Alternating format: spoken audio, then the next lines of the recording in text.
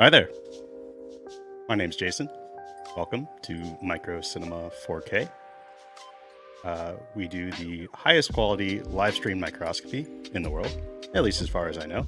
And maybe that'll change in the future. Maybe some other folks will try to claim the throne, but for right now, I think I'm the guy. So last stream we kind of did something new.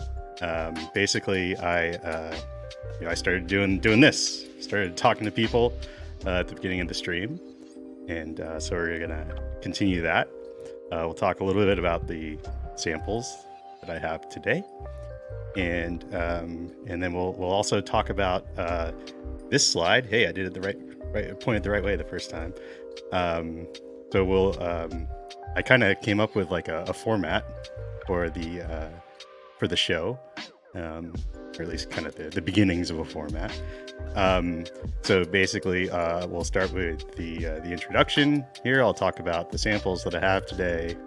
And then we'll start each MicroCinema 4K with a prepared slide of some sort. So this is one of the prepared slides. Let's see. Who have we got here? I see Axel and Teeny, Mikey, and Tenetrice. I think I saw, gosh, what's his face?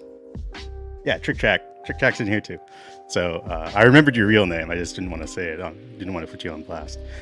So welcome everybody. Thanks for showing up. And if you're watching the VOD, thank you for watching the VOD.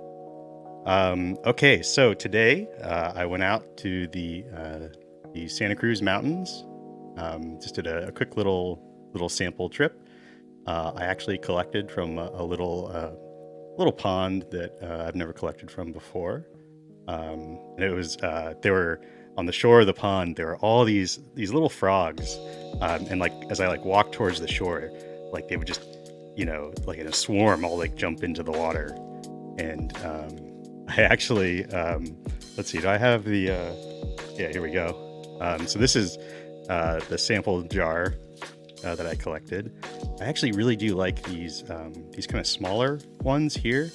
I've been finding that I really just don't have a ton of use for a really big sample jar, unless I'm trying to get a jararium thing going on. These small sample jars seem to be very nice. But I went down and I scooped with this thing, and I actually somehow I got a frog. They're very well camouflaged, and so I actually scooped up a whole frog in there, and that was a bit of drama. Yeah, pretty straightforward. Just got this, and then I pipetted some of that out into a dish, a petri dish, and then I used the mouth pipette to transfer organisms. Transfer organisms onto a deep well slide. And we have some very cool organisms in this well, including a worm, which I haven't seen in a long time. There's sort of a history with this worm, I guess. We found it on the Twitch, my Twitch, a long time ago, more than a year ago, and watched it for a long time, and I had no idea what it was. I didn't even know if it was a worm. So I found another one. Hopefully I don't squish it. I haven't put the cover glass on yet, but we'll see.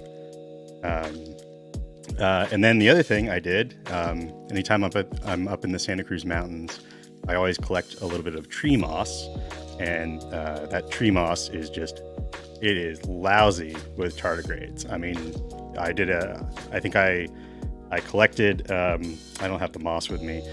I collected, just a small tuft, and then put it in a petri dish, pour a little bit of water on that, and I let it sit for about maybe 2 hours to maybe 2.5 hours. And then I pick up the moss, and I squeeze it out. I pick it up in my hand, and I just squeeze it out into the petri dish, all the excess water. And then you go and hunt around in the petri dish, and that's how you get tardigrades. I just use it under the stereoscope, looking for tardigrades, and there were so many. We have about 30 tardigrades on the slide that I've prepared. Hopefully some of them will move. We've had issues with tardigrades in the past, and most of the Discord users will know my stance on tardigrade. Anyway, yeah, that's what we have for today. Now let's talk about, dang it, messed up. Let's talk about this guy here. What a cool slide this is. I'm gonna go away now. We'll start the slideshow here, and we'll talk about this bad boy. So, see you, everyone.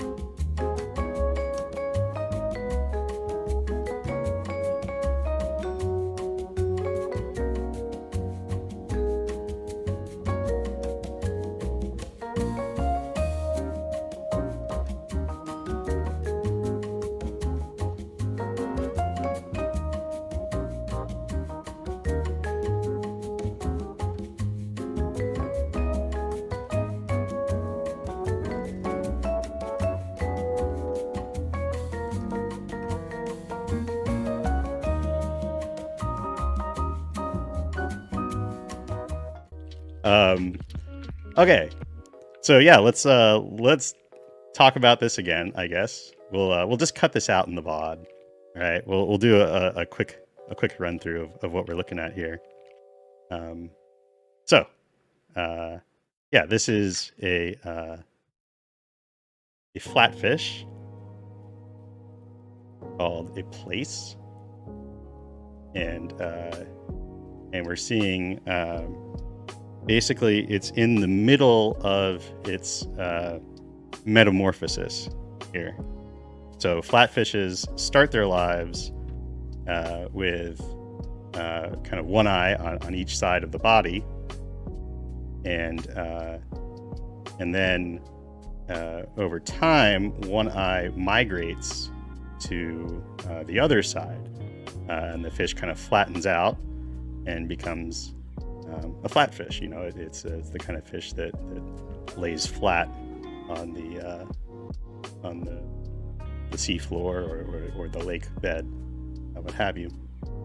And so what we're seeing here are basically a bunch of muscles that are sort of embedded in the fish that are preserved here, a bunch of muscle fibers.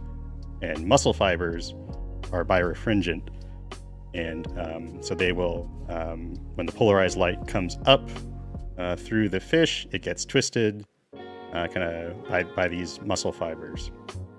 And so here we've just got crossed polarizers, and what I was explaining when I was muted is that when we put in a wave plate, the effect that happens.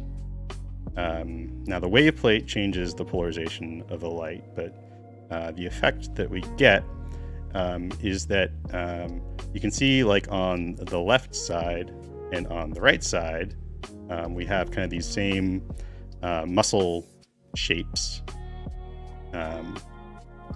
These little things going out to the fins. And one of them is pointed, you know, kind of down into the left, and the other one's pointed down to the right. And what you can see is that now, because they're pointed in different directions, even though they're basically the same structures and they look the same in kind of normal polarized light, now they take on different colors based on their orientation.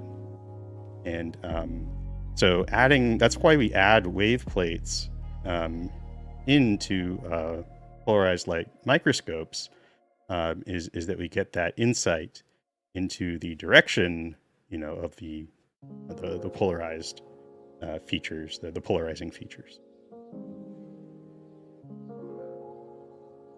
Yes, and then also that's the reason, you know, professionals do it. The reason that I do it is because it's pretty. So yeah. What a wonderful little specimen here.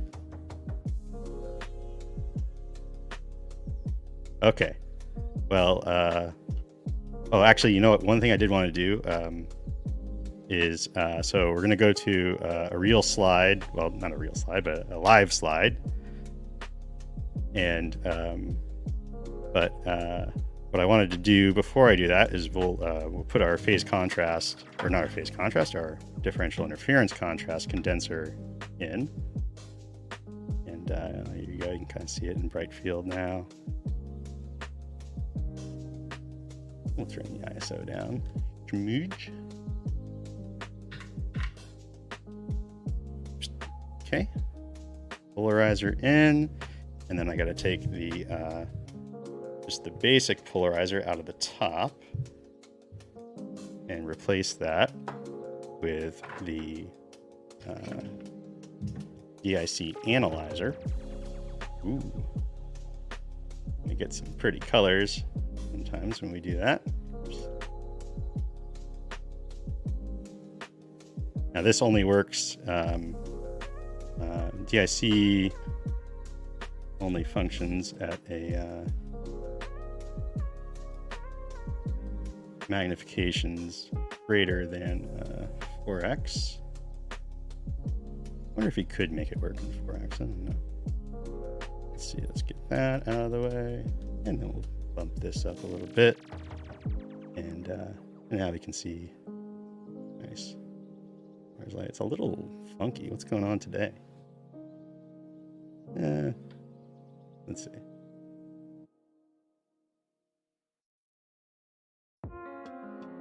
This actually might be a function of the slide, because the slide's actually kind of thick. So anyway, the other thing I wanted to show is just the structure of these muscle fibers. You can see they have this it's really interesting. If you look closely, there are like lines going across the fibers themselves. There's some interesting musculature structure going on with that. Very neat. And then there's these, I don't know if these are like scales or something like that, but anyway.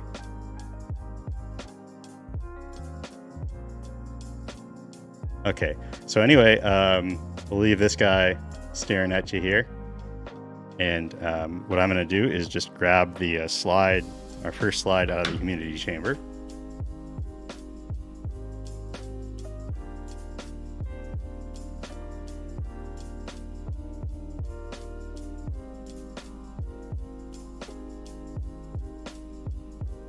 I'm actually gonna reposition. I don't want my shaky hands to drop this thing.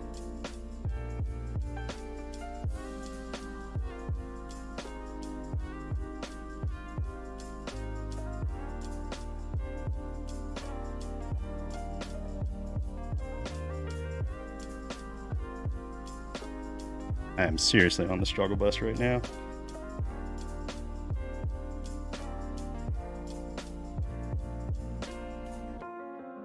Okay, we got it.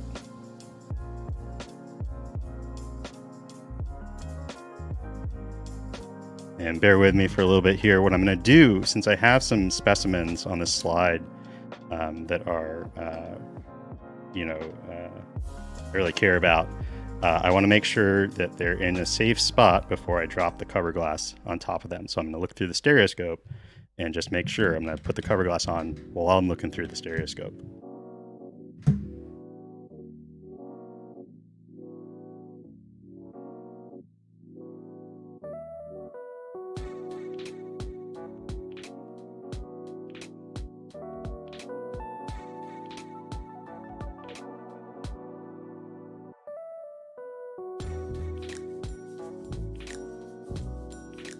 Okay, I've spotted our VIP, and it is near the edge, which is not what we want.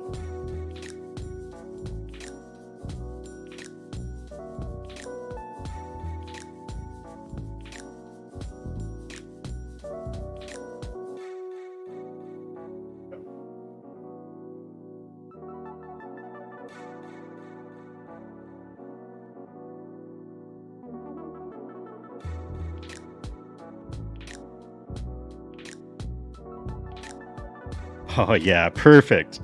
Also, putting Vaseline on the corners of the cover glass absolutely improves kind of the how the slide fills up.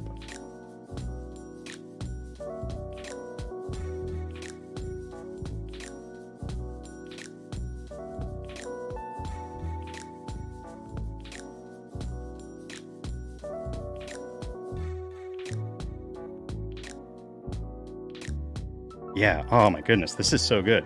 Okay, we got it. We got 2 wells on this slide. Sorry that took a bit. And let's put our fish away in a safe place. Put our place in a safe place, rather.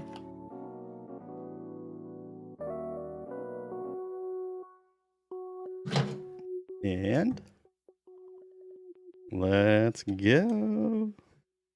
Oh, and let's go ahead also, sorry. And we'll switch out to our high magnification objectives. Oof, heavy.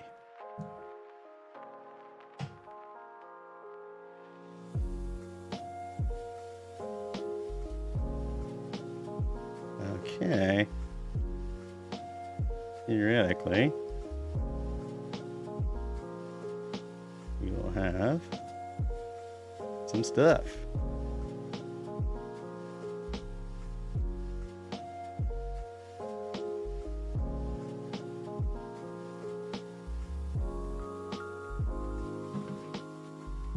Ooh, look at that. It's, what was that, Brachionis?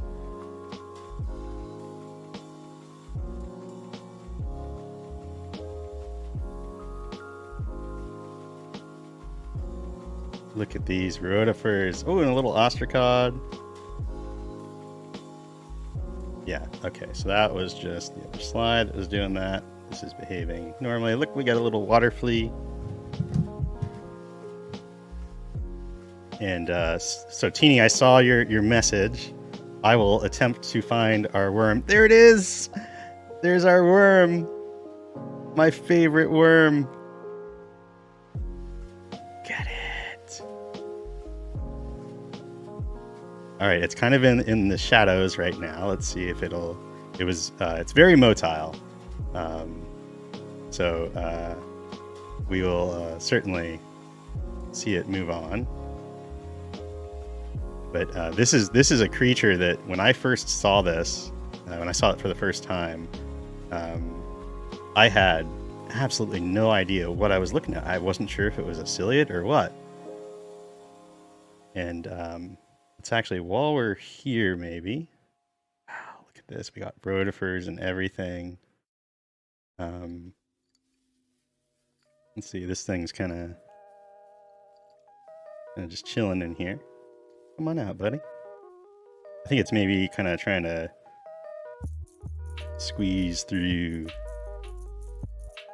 these. Here we go. Come on out. So this is, shoot, I forgot to look this one up.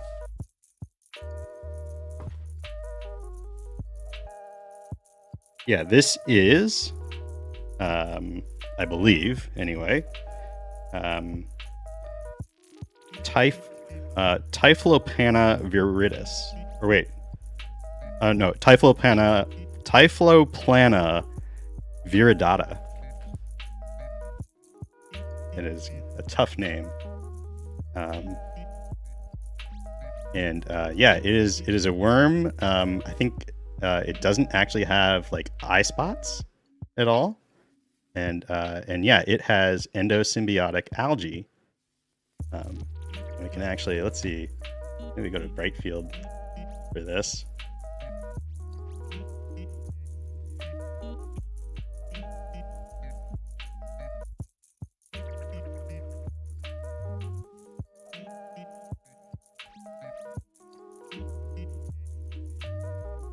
And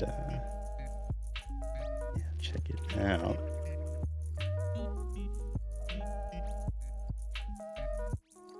Wow. Come on out, buddy. Then we've got these other little like red algae too, which are really interesting. I don't usually see those. It's kind of curious that this thing's just sort of chilling here. I'm gonna go ahead and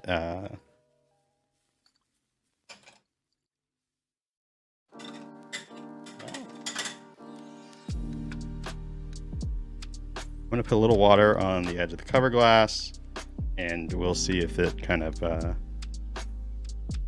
incites this thing to move on a little bit. Maybe it won't, maybe it will.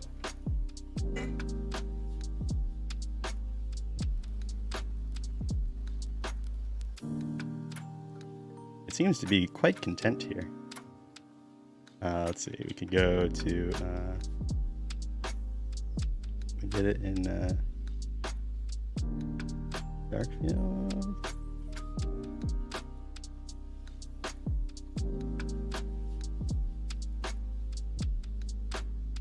So here's dark field. Whoa, oh yeah, I forgot about this guy. So we also have a brown Hydra. Oh my goodness, and look at this thing. It's snagged. It's snagged what? A water flea, 3 water fleas. Oh my goodness. Whoa. Gosh. Wow, this thing is just we eating, fam. Although it's not actually eating. I'm surprised there's no there's nothing inside of it. It's been on the slide for a while. It's had some opportunities to get stuff. All right, Teeny. See ya. Thanks so much. Thanks for being you.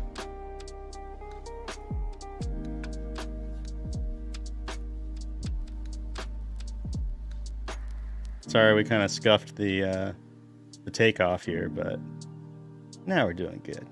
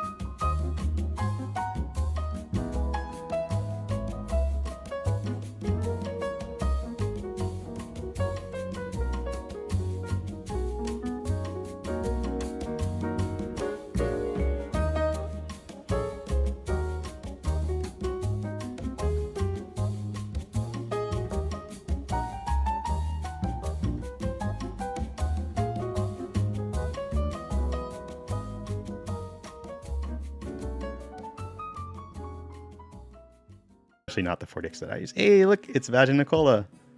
There's 2 of them. So this is another cessalid site. We've got really, it is cessalid ciliate central here tonight. Unfortunately, we can't quite see the lorica, but this is Vaginicola. They commonly come in pairs, so like 2 of them will occupy the same lorica. Oh, there's more. Oh, this is that same thing. Ooh, that worm moved on, it appears. We'll have to look for our worm. And yeah. So yeah, these Vaginicola are also cessalids, and they have a lorica. Now, we've seen those before. Wow, wait, is that those rotifers inside of this thing? Yeah, they are. Whoa. We got a lot of cool rotifers, too. We got... Ooh, hey. Is this a weird-looking Vorticella? Yeah, there's some Vorticella. Is this Vorticella splitting, maybe? I feel like there's 2 lobules here, right? crazy?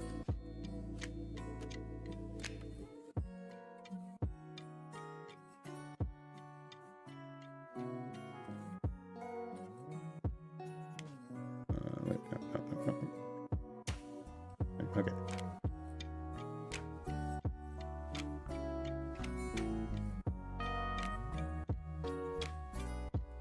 Yeah. I think I don't think I've ever seen Vorticella in the process of cell division before, and I frankly do not know how that is supposed to work with the stalk involved and everything. Let's give the old Paparuski here. If we can get this thing to contract. Come on. There we go. Yeah, hey, check that out. So here's the question. Does one kind of split off and then like grow its own stalk? Or does the stalk actually, does the whole thing kind of like peel down like a banana?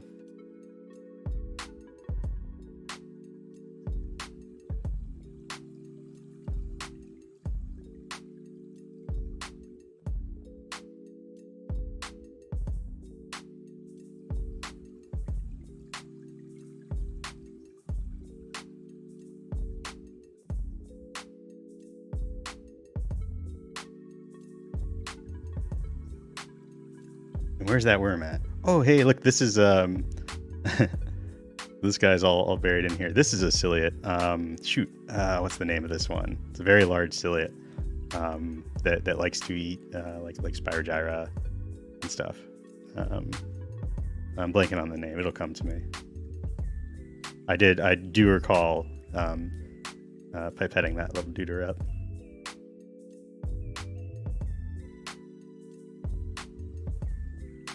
But right now, I'm like, okay, the worm's not there anymore. So is it swimming around, having a good old time?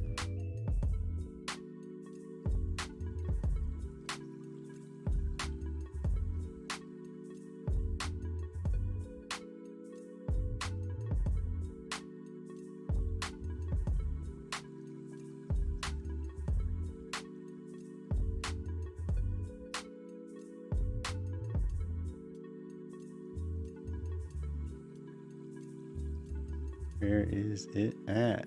Not like underneath this, I don't think.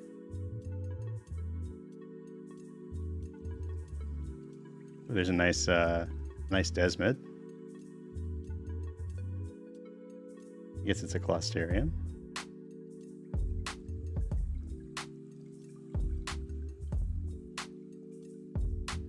Did you see 2 stalks, Marcos? I didn't see 2 stalks. Let's see.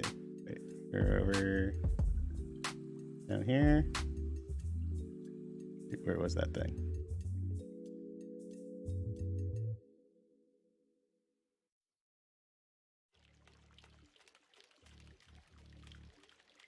Whoa! Oh, it's the Hydra. Okay, I was like, what? That was a big old worm. Whoa! Oh, dude, this thing. Oh, it ate something. Look at that. There's stuff inside of it.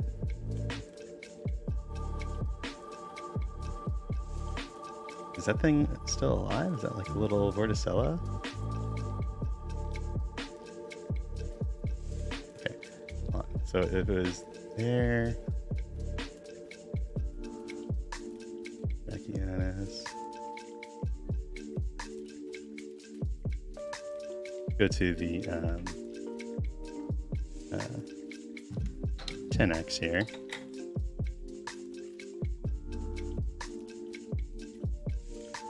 Let's take that out. And let's put that down. There we go. Let's go here.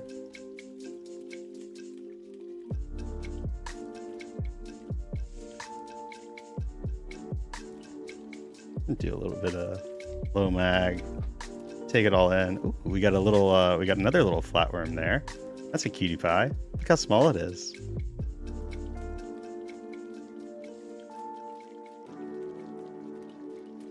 Ah, Eric coming in clutch with the explanation here. So Eric, if you're you're not reading the chat while you're watching this.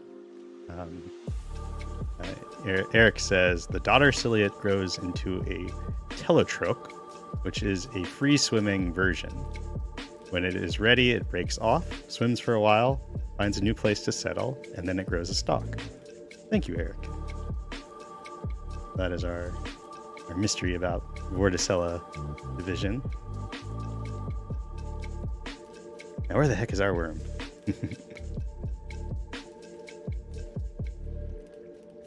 I mean, it's a big green worm. Shouldn't be too hard to find.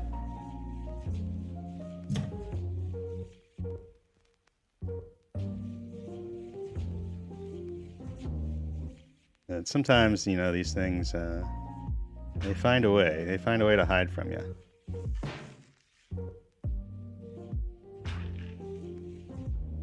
Like, it could be there's like that dark shape underneath there.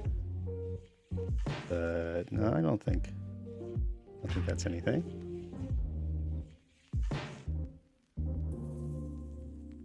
Where'd you go, little buddy? Oh, look at that. Oh, hey, we got a Vestenter. We actually have a Vestenter. Ooh, whoa! No way! Whoa! It's I think it's okay. I think it's an okay shape. And maybe, wow! Look at that view. Okay, Axel, thanks for tuning in. Next time we'll hopefully have fewer technical issues. Wow. Look at this. Look at this creature.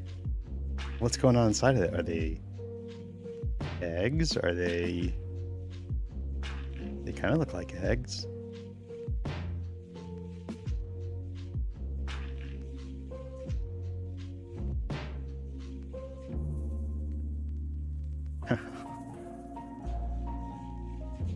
Oh, this thing is just absolutely unbelievable.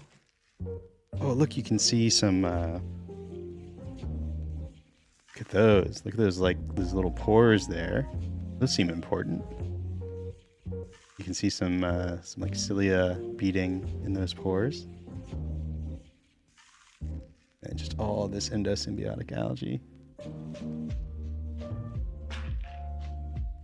What an absolutely incredible organism. Definitely high on my list of favorite worms.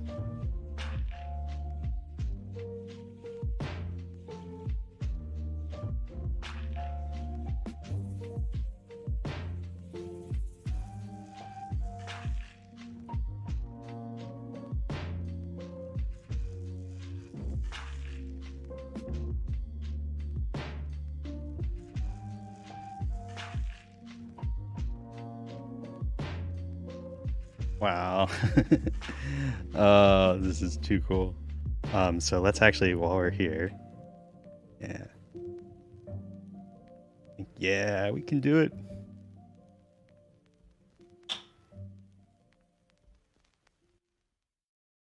So this is now the 40X.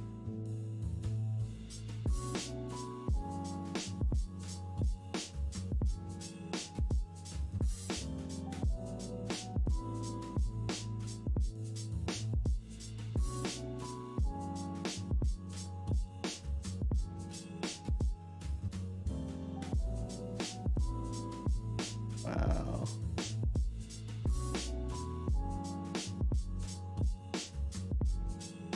Thing's unbelievable. And of course it's covered in cilia. Many worms are. Like the flatworms are pretty uniformly covered in cilia. Let's go to DIC. Let's see if this thing has any kind of interesting look in DIC.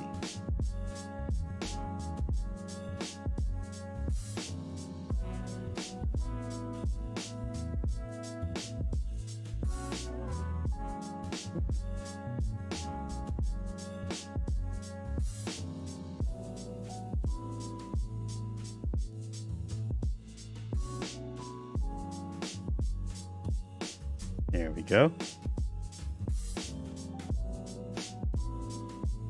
And you can see just the cilia. This is really cool. It's like squished right up under the cover glass.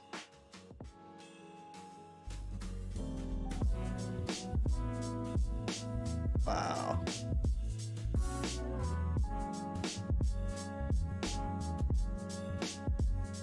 Whoa, and there's something. Did you guys see that? Did you catch that? There's a... Wow, yeah, look at that. Whoa.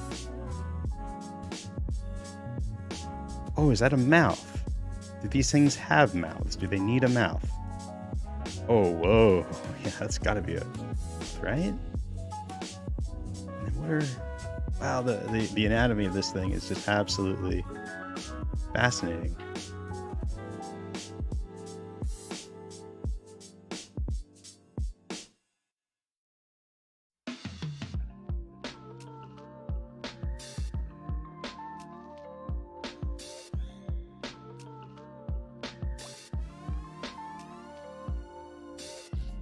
Yeah, it is sphincterish for sure.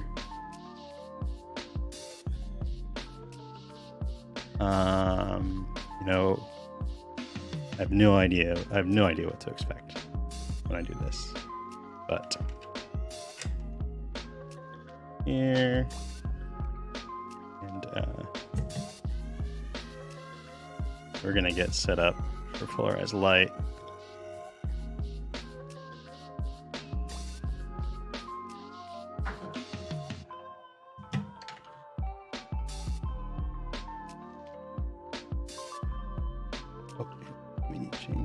Here.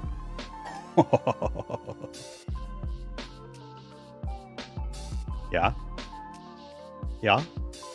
Go to the 20x here. Wow.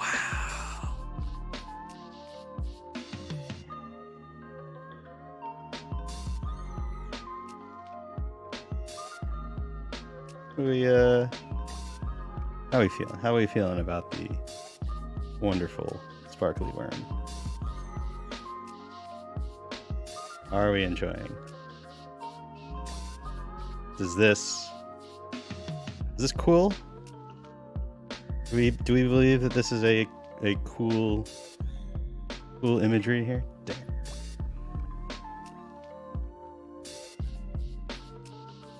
Oh my god.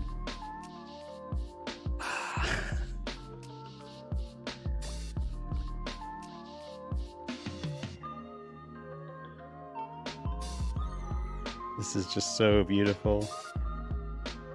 So beautiful.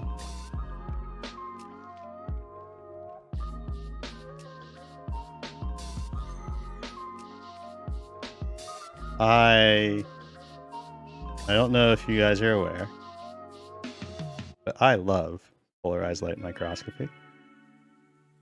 I don't know if I've mentioned that yet. It is, without a doubt, my favorite microscopy technique in the world.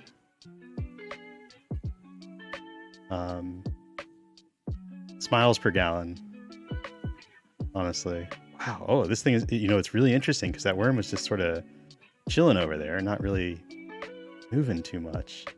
And then now it seems to have decided that it is time to get a move on again. Hey, Pondering Ponderer, welcome in. It's good timing because you missed some technical issues, some that were my fault and some that were YouTube's fault. I think we've ironed out the both of them at this point. And so we're looking at a worm, and I've forgotten the name. The name is difficult. I think it's you could look T. viridata is the name for this worm. And this is a really fascinating worm. It has no eyes, which is kind of interesting. It's actually extremely interesting because it also has endosymbiotic algae. So you would think this thing would kind of want to go towards the light. And right now we have it in polarized light. We have two polarizers crossed, and what we're seeing is a combination of several effects. One, this thing definitely has some little sort of crystal deposits inside of it, some mineralization, and that's what's causing the twinkling. And then generally, I think the glow is just mostly scattering of light. So when light scatters, it doesn't always maintain its polarization. So, but what I'm going to do now is drop a wave plate on here. And that might give us some more intuition as to what's going on. And it'll make things look very cool.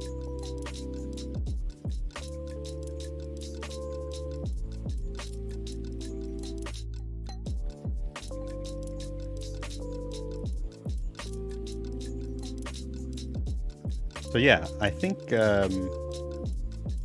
internally there's really nothing much going on. So maybe those I think I can see some indications of polarization response for those, like that sphincter looking thing, potentially a mouth.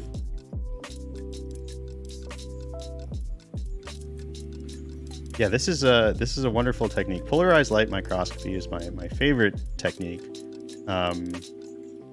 And one of the best things about it is that it is also one of the cheapest microscopy techniques, and it can be done on pretty much anything that you would call a microscope. You can figure out a way to do polarized light microscopy. So I just really strongly recommend that people get some polarizing film. Oh my goodness! Oh no! It's not actually going to eat that thing, is it? It's trying! It's trying! Oh, it's trying! But it's so spiky. It's so spiky. You're not going to get that in your mouth. Look at that. It's too spiky. Huh? Oh my goodness. This is, Are those things that we saw inside? No, they can't be. Look at it. It's really trying. Oh my gosh, is it succeeding? Oh, it's still... Maybe this is why Brachionis are so spiky. That makes them harder to eat.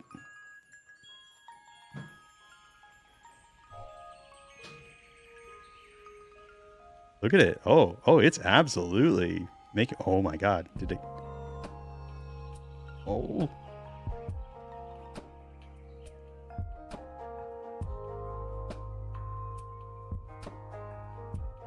It is a cool rotifer that is in a lot of trouble right now.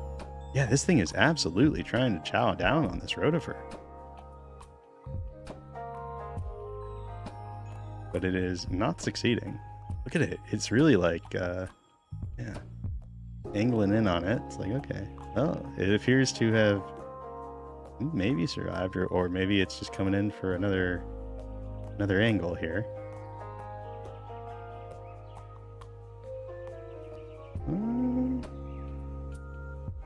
And this is also pretty impressive for a worm with no eyes. It's sniffed this thing out and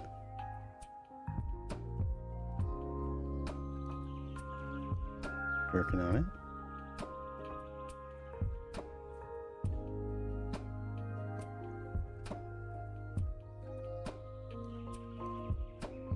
It's really interested in it. Wow.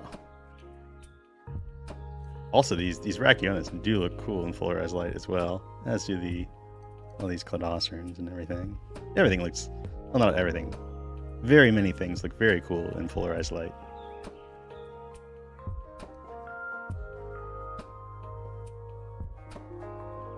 Okay. Alright, now it's doing what like a snake would do, and it's kind of coming around to the head section here of this rotifer.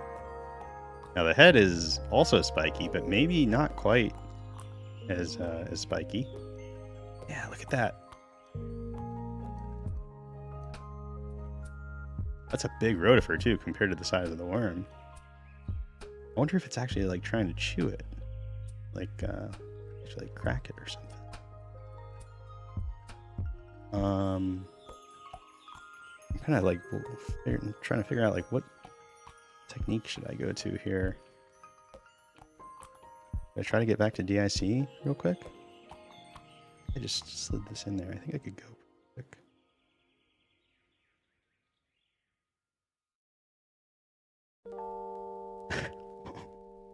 Oh. Okay, now it's... Oh, that's it. Look, it just sucked the... Oh my gosh. It just sucked the rotifer out of its shell. Oh my god. No way. No. That's so metal. Look, it's sticking down in there. Oh my god. Guys, I have no idea that this worm is a predator. I just thought, oh, you know, it's got endosymbiotic algae, like it's a, you know, friendly little photosynthetic worm. What use would it have? Look at that. It ripped that rotifer out. Ripped it out. Unbelievable. No way. Oh, I'm glad we did not have technical difficulties during that. Wow.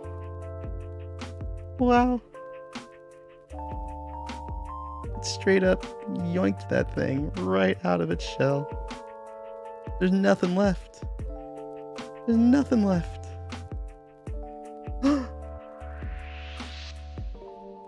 Absurd. Absolutely absurd.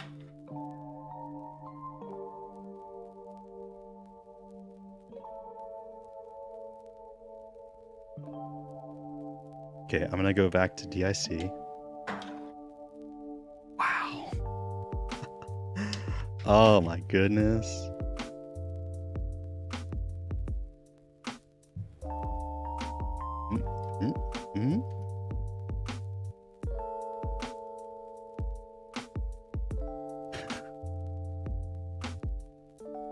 Oh my gosh. You know, this is what microscopy is all about, as far as I'm concerned. Seeing some absolutely crazy stuff that you weren't expecting. Not in a million years. Like, when I saw that it was trying to eat the rotifer, I was like, okay, I believe it. I believe that it is attempting to eat this rotifer, but there's no way. Look at how spiky it is and how just absolutely, you know, it's not going to go in there. It's a lot bigger too. Or it's pretty big compared to the worm. And I did not believe, and I definitely did not anticipate what we just witnessed there. I want to see it do it again. Come on now. Are you kidding me? What are you, silly?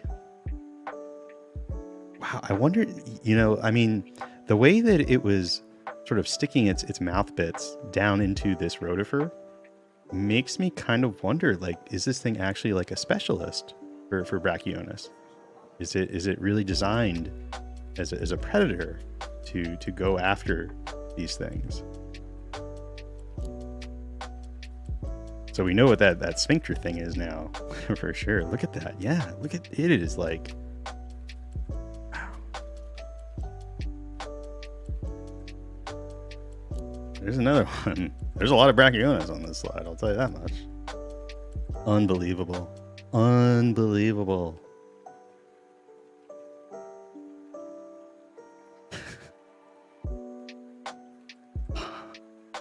There's no Brachionis. Dude, get the heck out of here. You do not know who you're messing with right now. Is it gonna do it again? No.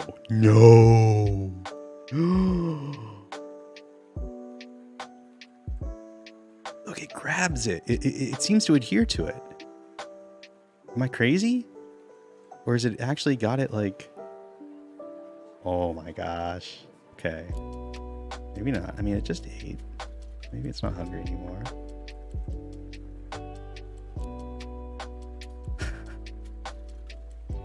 Absurd. Absolutely absurd. This is so fascinating. This is why I do microscopy. This is absolutely why I do microscopy.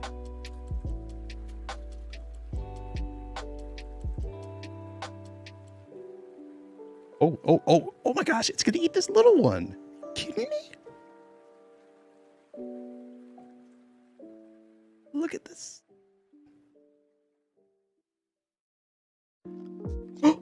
Oh, sorry guys. Oh my gosh, we missed the... We just barely saw it. Oh my gosh, that one it swallowed whole. Where is it? Is it chewing it up?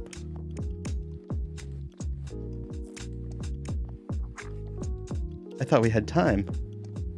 It absolutely slurped that thing up. Dude, this worm is absolutely incredible. This thing is... It's an absolute monster. An absolute monster. It is not the friendly photosynthetic worm I thought it was. Dude, and the rotifers are coming in. They're coming to it. There's another rotifer. You're in danger.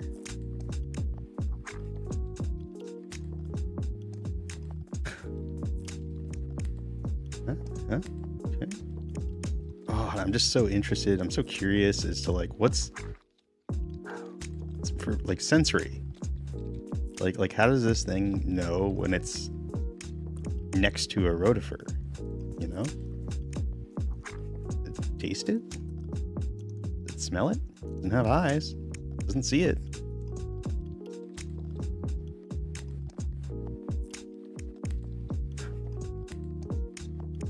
Absolutely incredible.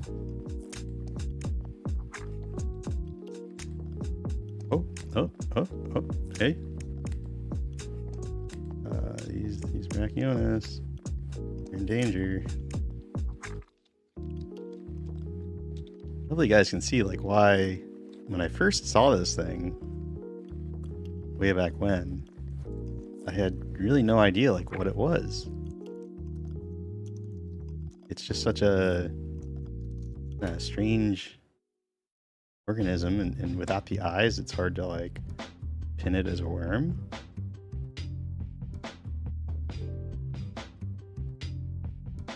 I gotta see it. I gotta see it eat again. I gotta see it again. We have tardigrades too. Let's check in on the tardigrades for a second.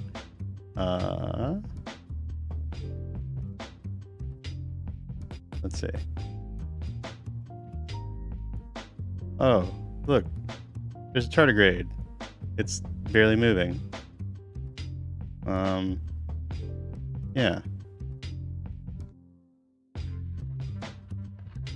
There's another tardigrade.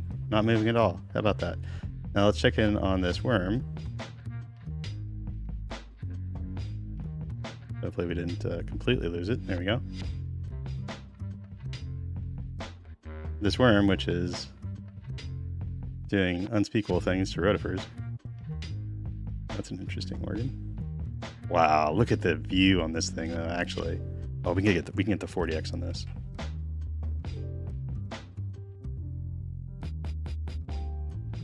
Again, for those of you that are not familiar, so my 40x lens, oh my god. My 40x lens, a very good lens, but it has a very small working distance. It's almost like in contact with the slide right now. And so I can only really use it to image stuff that's right below the cover glass.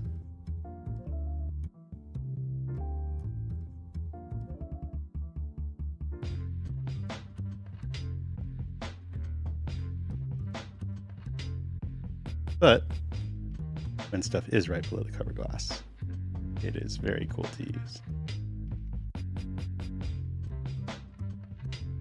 Okay, come on, buddy. I don't, usually I don't cheer for rotifers to be destroyed, but this thing is quite a special organism.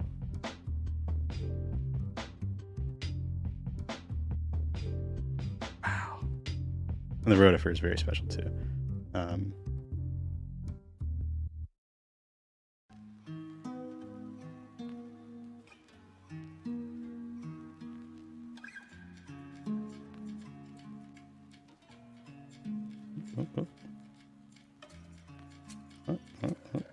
The snoot. The snoot seems to be really important. Like it seems to boop with the snoot, and that is how it determines food. And actually, you know what? Oh, whoa! Look at the tip. I saw these hairs on there. You guys notice that there are these hairs on the tip of this thing. Where'd it go? I kind of lost it. When the snoot appears again, there are hairs on the tip that don't seem to be like cilia. They're not vibrating. So I maybe those have some kind of sensory function. Here we go.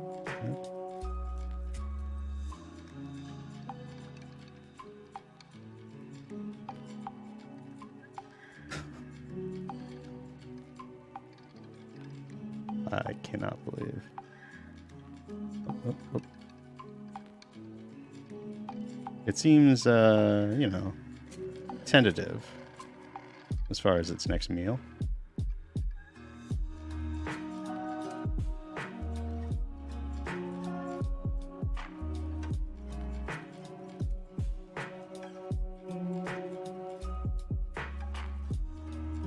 Yeah, check out those hairs on the very tip.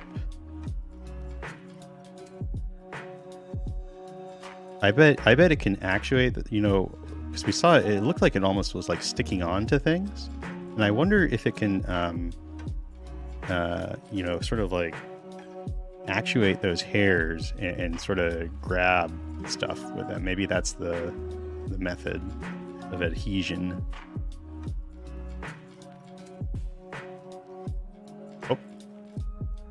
Whoop.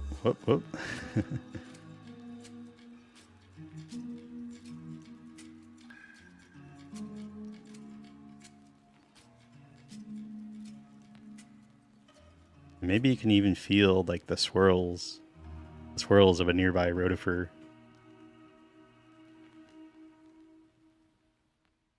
Yeah, I don't know.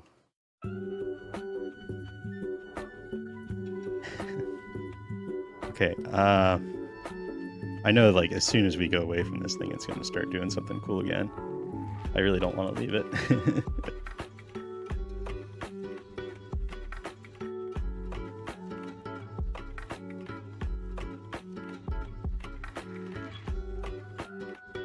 And I mean, we have this Brachionis here, which is just such a showy rotifer.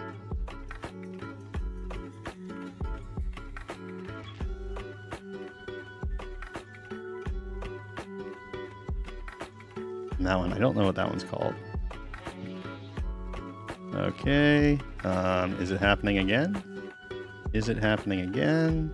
It kind of seems sort of out on that.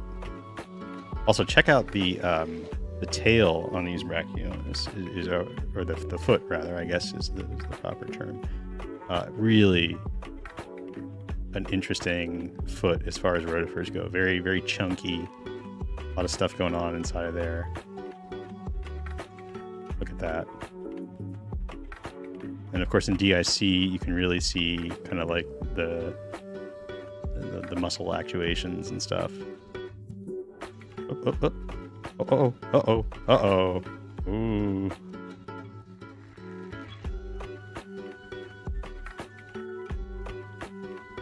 Ooh, it's starting to be very interested again. Giving it the sniff. And the rotifer just has no idea, it seems like.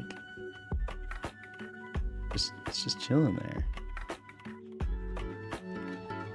Oh, you see that? Look at that. It's such a reactive creature. Oh, it's so cool. It really does respond.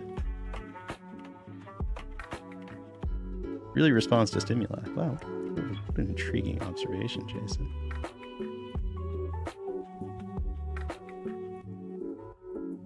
No, it's just hard, you know, when you watch this thing. It's hard not to think of like, wonder what's going through its head and stuff, you know. How much is really going on there? Oh, there's another great rotifer here. Oh.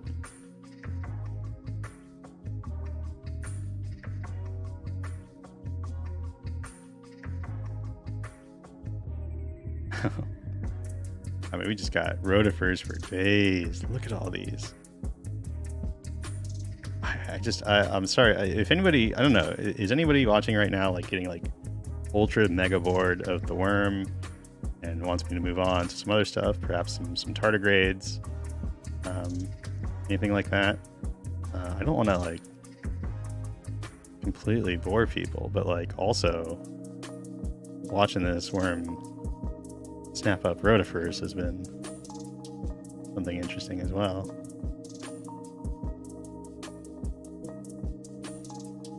Like if it was just me, I would be watching this thing for hours, just hours.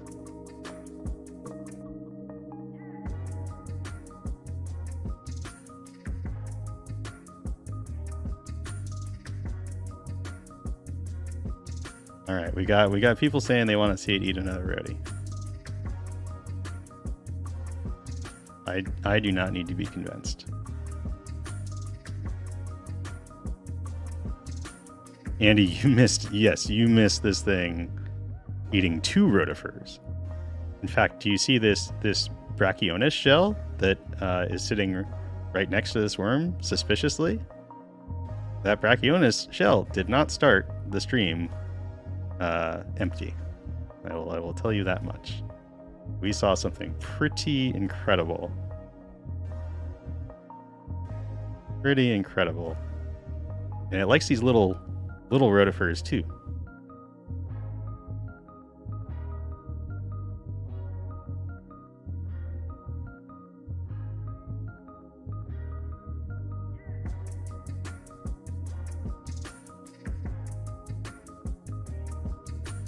And then look at this amazing rotifer here. It's kind of a traditional, an actual wheel animal rotifer.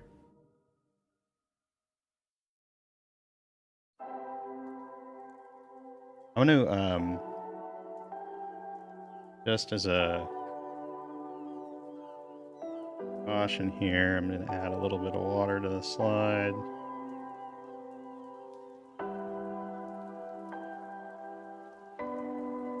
That should be good. And we'll give the tardigrades a little water as well.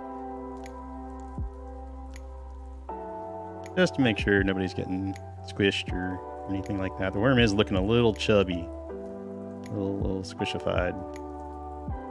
It does seem to be moving quite a bit more now.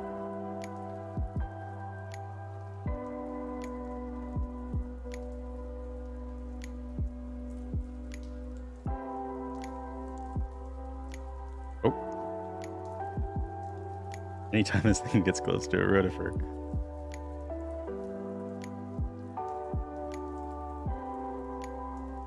Yeah, putting some water on the slide definitely caused this thing to react quite strongly.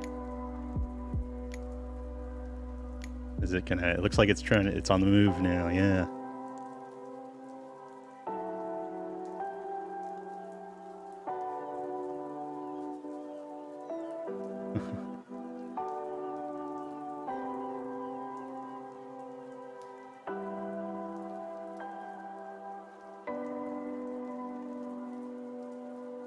Another vampire amoeba, perhaps. Look at this thing. What an absolute leviathan. It's a sea monster, honestly.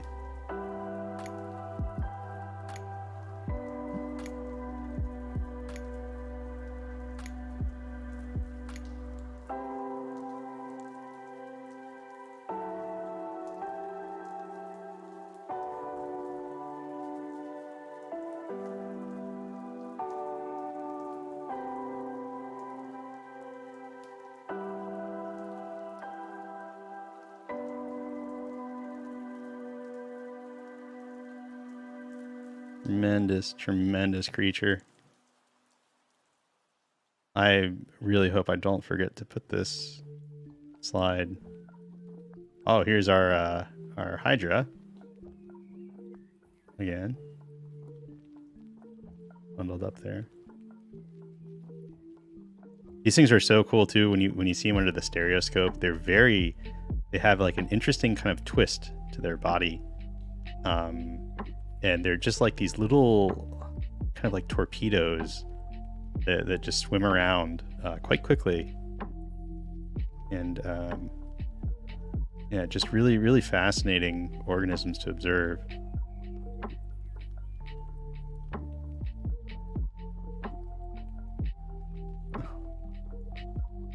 Unbelievable.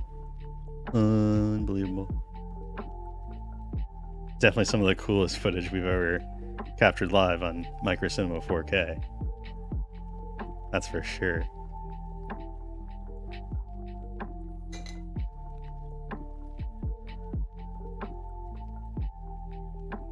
Yeah, look at how it just twisted up its body there. Look at that. Oh, it's so... they just have so much character.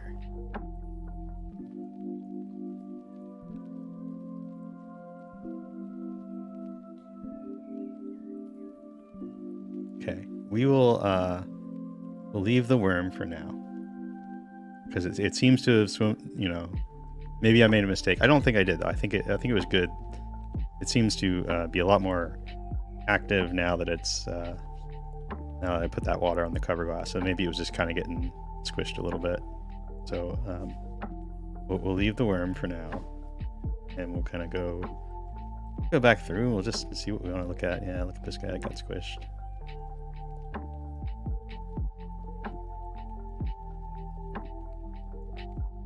Nematode.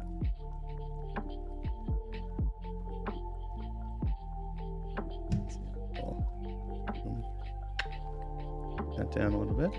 And you got a ooh, hey. What are you called? Euglena acus, I want to say. ACUS.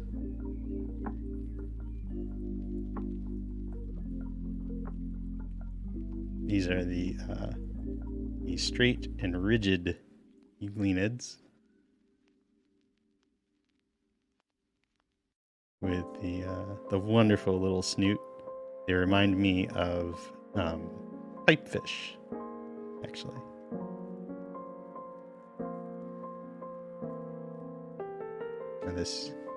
And you can see wonderful. Look at how as it twists, you can see the paramylon grains. Those are the pill-shaped structures inside of this. And so those paramylon grains are starch granules that basically are the chemical food storage, chemical energy storage for this critter. This thing looks well fed. Got a lot of paramylon. And you can notice the little flagella out at front.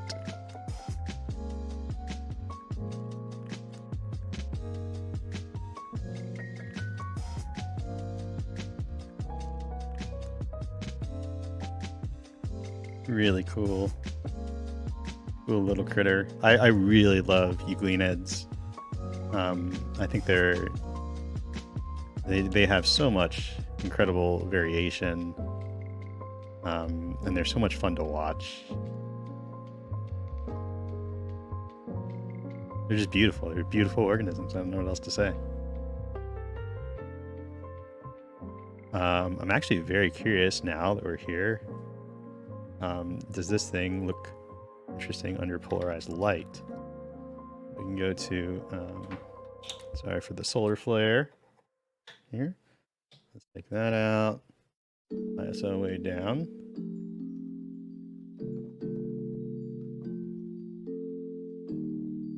There we go. And let's bring that up. So there we go. We've got bright field now.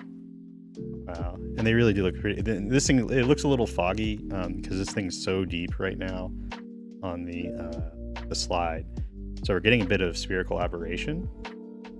That's kind of a consequence of just using one of these deep well slides. But we will pick a polarizer in there. And we'll just see if we get anything.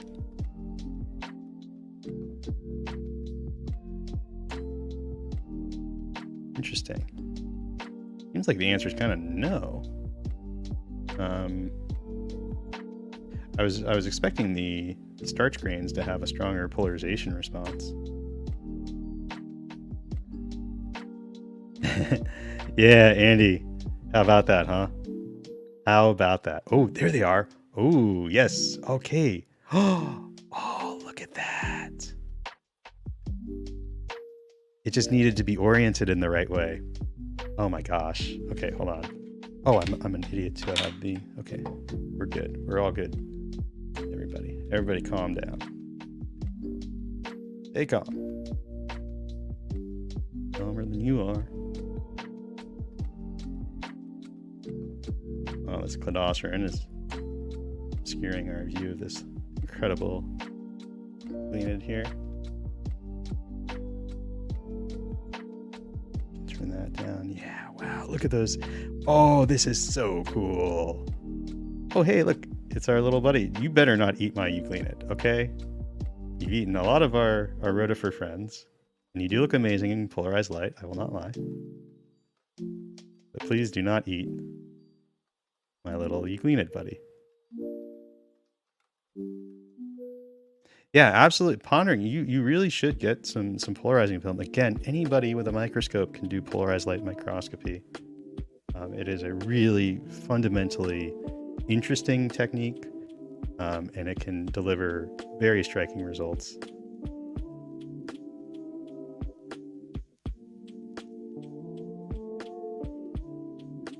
And so we can put the wave plate on now. And that should turn these paramylon granules colors.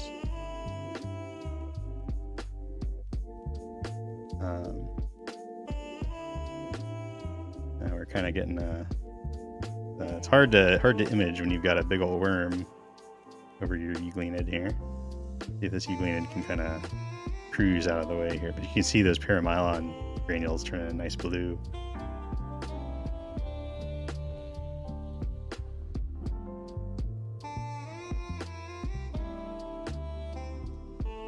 Hello. Oh, where'd it go? Oh, this worm. Are we gonna watch this worm eat another rotifer right now, just like accidentally?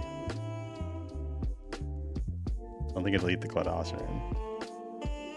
Okay, we'll go back to watching the worm for a minute here as it sorts out what its next move is going to be. And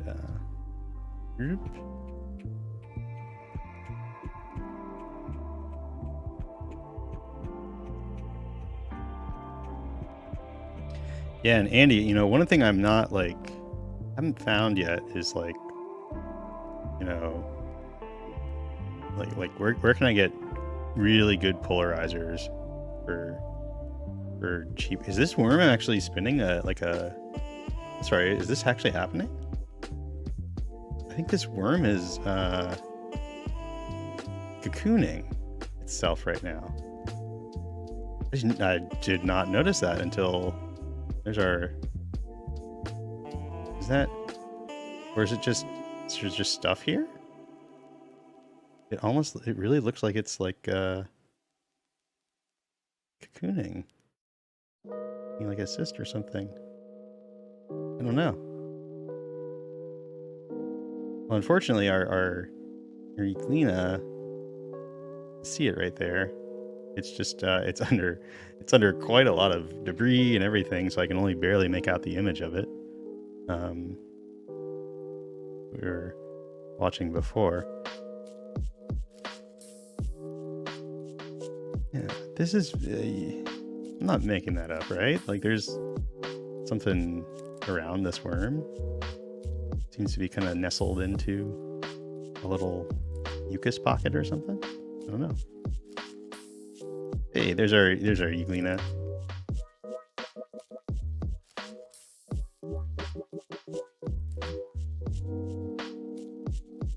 So, what I was gonna say before we discovered our worm again is these paramylon grains.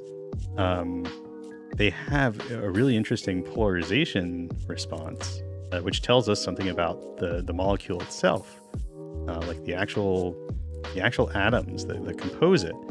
And what it is, what I'm seeing, is that they have a very distinct response based on their orientation, like the angle that they are on the screen.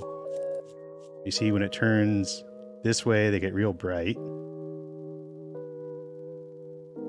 Then as if it turns to the left, look at that, they vanish. And then now they turn the other way, and now they're blue. Oh my goodness. So what this tells me is that those paramylon grains, they have like a linear anisotropy in them, so that the starch. Whoa, excuse me. What's that? Where'd it go? There it is.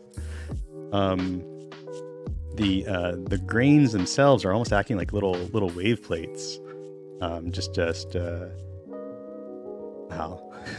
that's so neat. So yeah, we can kind of gain some insight on the molecular structure of those paramylon grains, which is that's fundamentally what I think is the coolest thing about polarized light microscopy.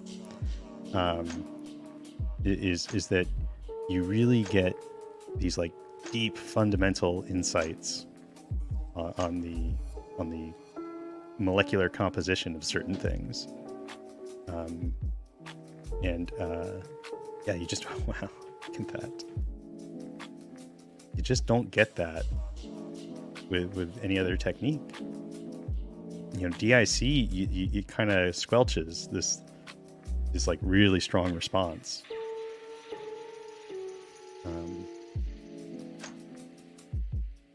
Even though DIC is a polarized light technique technically.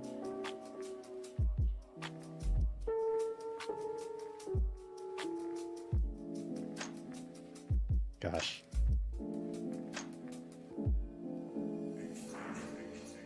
Oops. Why is it so bright? There we go.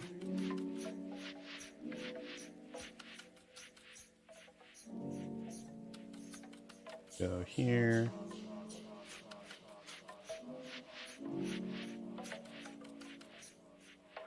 I'm putting a little bit of cellophane on the wave plate. Whoa. Now when they turn upwards, they almost become clear. Yeah, unfortunately, it's just so deep.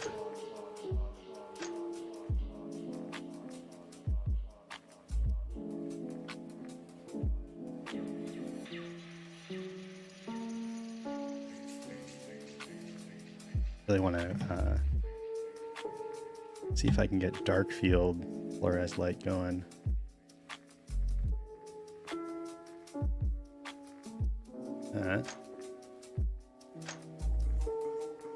This thing's kind of running away from me now.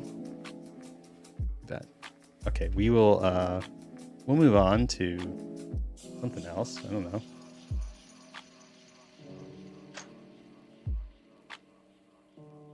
Oops. Right about there. Wow, look at these glittering little things in the algae here. Is that Spirogyre? I think it's Spirogyre. Little crystal things. Those could even be, those crystals could actually be so small they could be like below the resolution limit. That it doesn't matter. And so we just see them as tiny little flashes. We could investigate that a little bit. Oh, look at that. You can actually see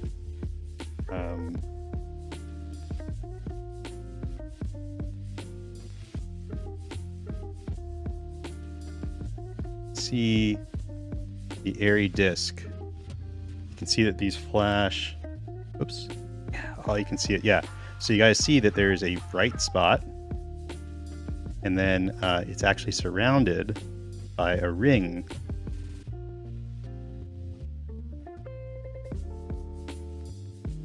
And that is like that. What that is telling us is that these are like fundamentally little tiny things. They're below the current. I'm not using my highest magnification objective right now. My highest numerical aperture objective, I should say. But for this objective, these things are basically acting like little point sources, little infinitely small point sources. Wow, you can see the area discs really well. That's so cool.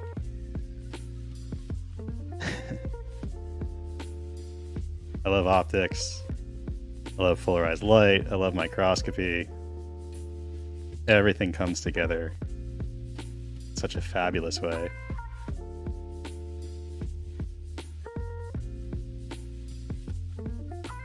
Punctiform. Oh, look at this. Oh, we accidentally found my favorite little arrangement here with the cellophane, which is the purple. Hey, and our Euglena is back too. Purple green effect.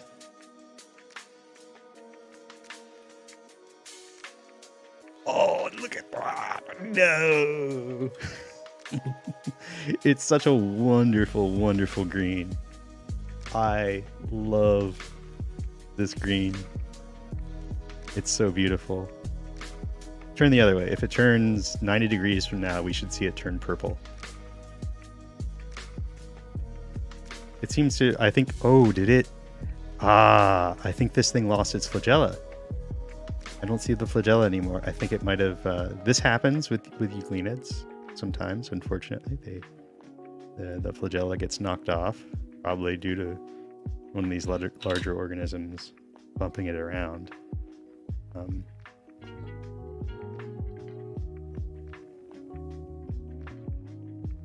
Can't, I'll put a little bit of water on the slide.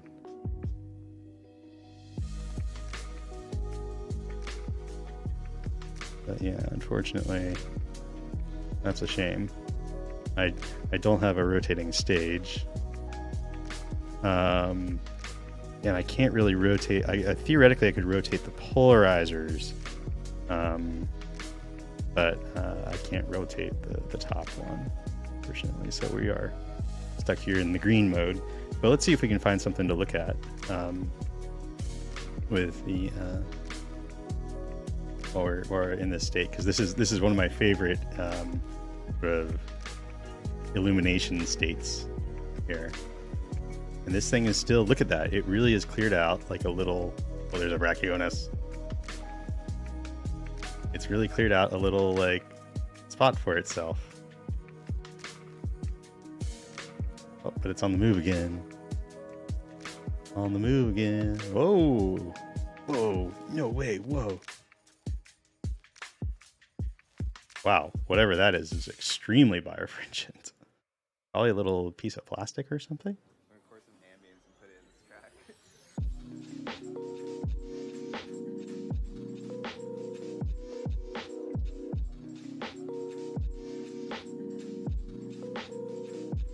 Yeah, often when you're doing polarized light, you'll see like little fibers that just absolutely glow tremendously bright.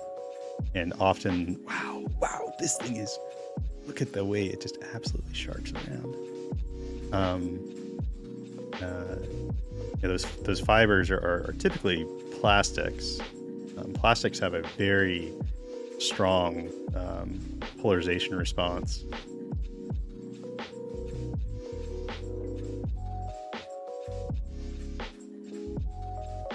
Wow, these are something else too.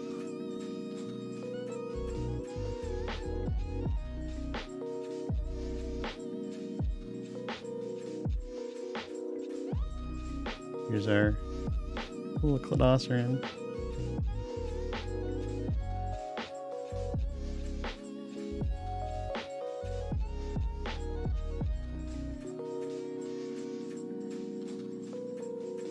Some more airy discs.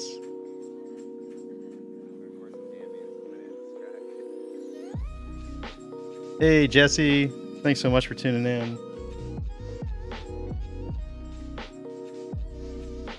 I know it's tough, you know, to accommodate, and I've got people all over the world that are interested in microscopy, and so it's like but I am thinking about doing a Twitch stream tomorrow, since it is Labor Day, maybe doing it around noon PST, so that the Europeans can tune in. It seems to be a good time for them. I think that's when Microbe Hunter usually streams. That's around noon my time.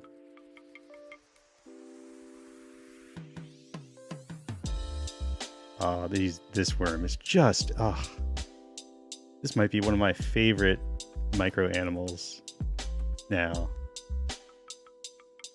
What a tremendously cool thing.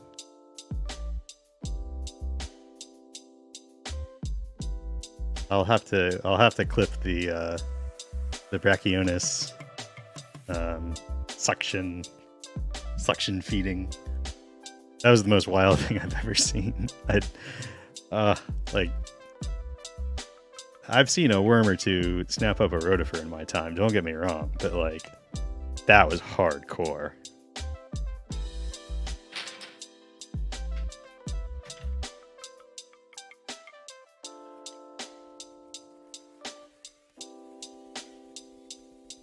Go to the darkest, there we go. My goodness, what else can we do today, honestly?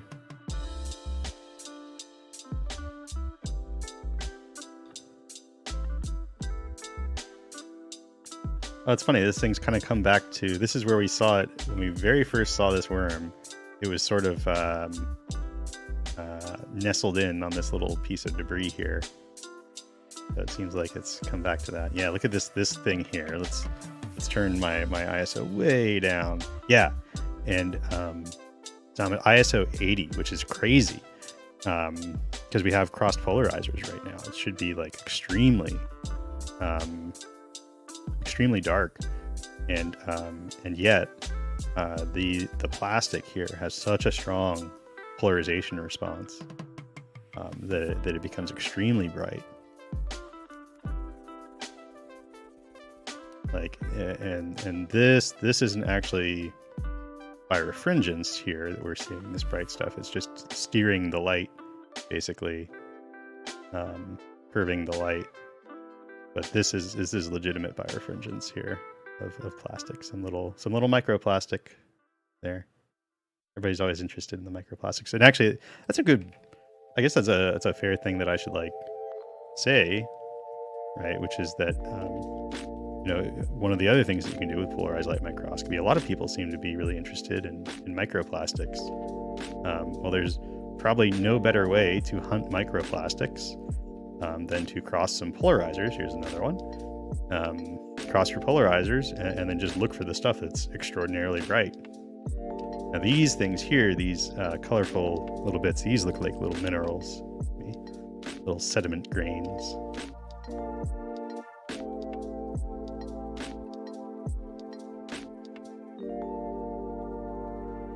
These things here, wow, that's beautiful. But yeah, so if that's something that's up your alley, if you want to, you know, freak out about microplastics, cause yourself some existential dread, whatever, polarized light microscopy, the technique for you. Yeah, you can see here that these how these algae are really bright when they cross the orientation, and then here's the same algae, but it's vertical and it's much darker, and that has to do with basically how the outside of the cell is turning the light. Check that out. That's a Brachionis. Look at those eyes, red eyes. I still am not entirely sure if those red eyes are birefringent or if they're just scattering light. The eyes are very cool.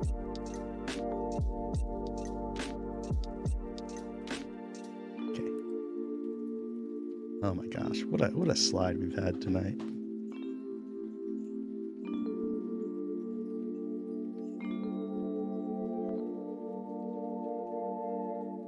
And we could go over and then just check in on our tardigrades, who are doing nothing.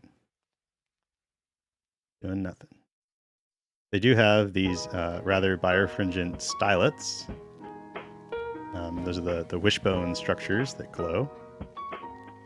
Ooh, this is something. Wow, look at that. Oh, it's so pretty. Oh, is this? Oh, it's a tardigrade that's barely moving. Oh my goodness. Look at that. Look at the action. Extreme tardigrade action. Thank you, Face. But wow, this so this is like I don't know what this is. This is some plant part. Kind of looks like a thorn that I picked up and deliberately placed on this slide to take a look at. And wow, look at this beautiful glow it takes on in the polarized light. Again, I don't know if it's legitimately birefringent or what, but it's very cool. It's a very dense thing too. It's not squishy at all.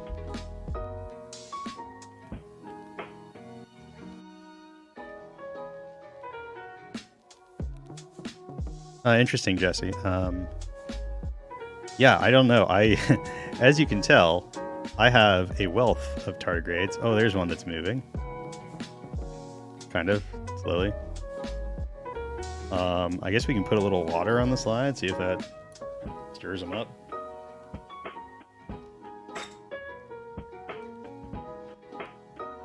Let's do it and just see what happens.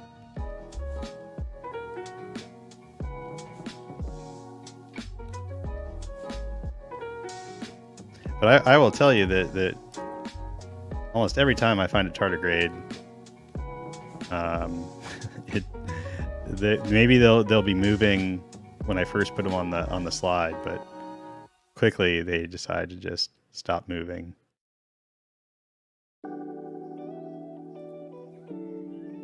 And maybe that's why they're so popular with scientists, because they're easy to study since they don't move a lot.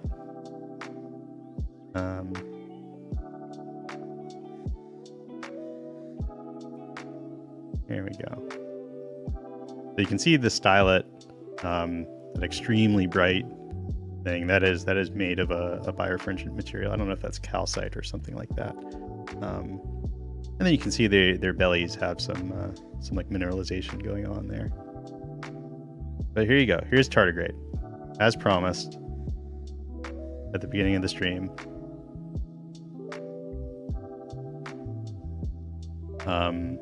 My tardigrades, I usually, including these, I find them in tree moss. And anytime, I mean, I did not like I collected a ton of moss or anything, and I definitely didn't get all the tardigrades that were in the petri dish.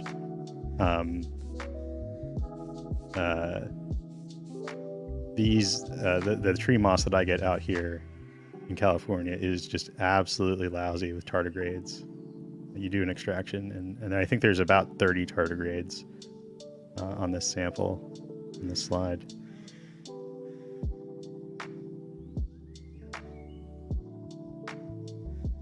Let's do this, cross it, and then let's get the wave plate going here.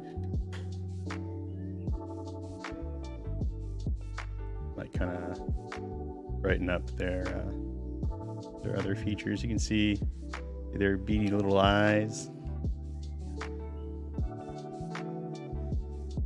Nice here.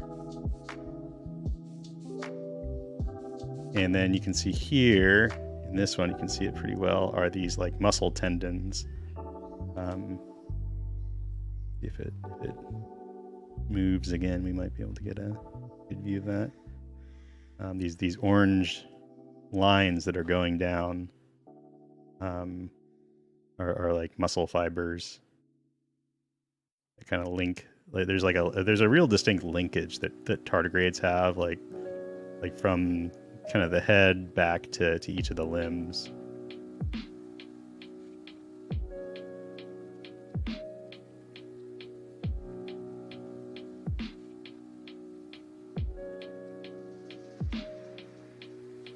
You know, whoops. They do seem to be kind of waking up a little bit. Dare I say they are becoming active? Wow. Look at this. I don't know. I think, wow, this is actually very interesting. I guess, wow. What a beaut. What a beaut. Whatever this is, whatever this little fragment is, it does look like a little thorn. It's magnificent and I love it. Sometimes you just see cool stuff when you're doing microscopy. Oh, here's a great example of, again, the directionality when you use a wave plate, how polarized light gives you not just like an amplitude response, but also a variable color response based on orientation. So here we have two tardigrades. They look like the same species, and you can see the tendons in one, because they're going down to the right, are blue, and the tendons in this one going down to the left, this reddish orange. That's cool. That's cool. You know, if tardigrades are just going to sit there and do nothing, I would prefer they sit there and do nothing at right angles to each other, so we can see cool polarization responses. Actually, you know what? What I'll do, we'll try this out. We'll put in a dark field condenser, and we'll see. We'll do a little bit of dark field polarized light. And this I usually have to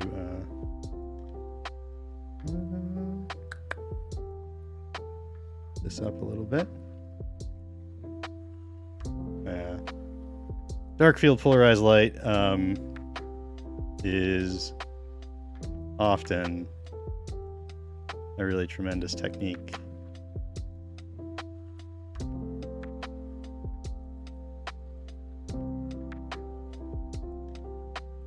Look at that. You can see those. I think those little balls inside of the tardigrades are like little food storage things. Those aren't like eggs or anything like that.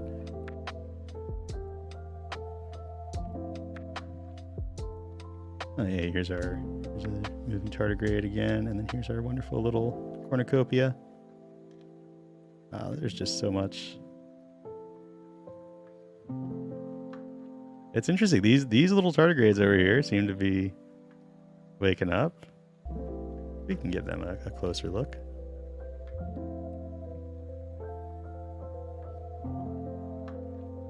These little goofballs.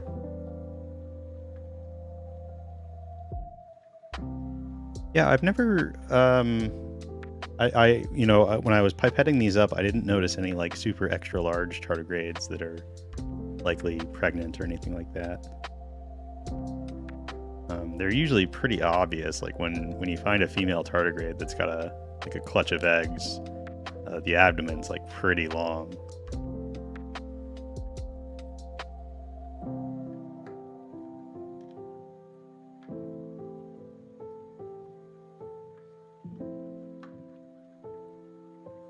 Wow, this is so cool. I love this technique, by the way. Look at that imagery. Hold on, I'm gonna do something just for me. Oh, oh my God. Wow. I just took a look through the eyepieces. I need to work on frankly, I need to work on my LUTs, because I think this looks even better through the eyepieces. I thought it was gonna be like super dim or something. It is not. It is pure. It's just absolutely gorgeous. Wow.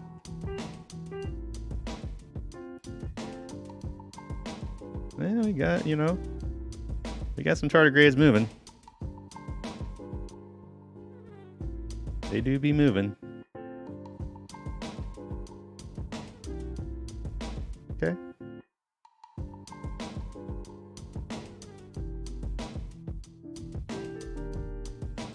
This is another just tardigrades are. I find them to be extremely frustrating little micro animals.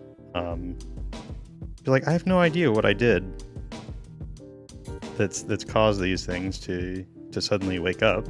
I just put a little drop of water on the slide there. So yeah, what the heck? Why are these ones in particular right over here, like in this little group here? Why are they the ones that are waking up?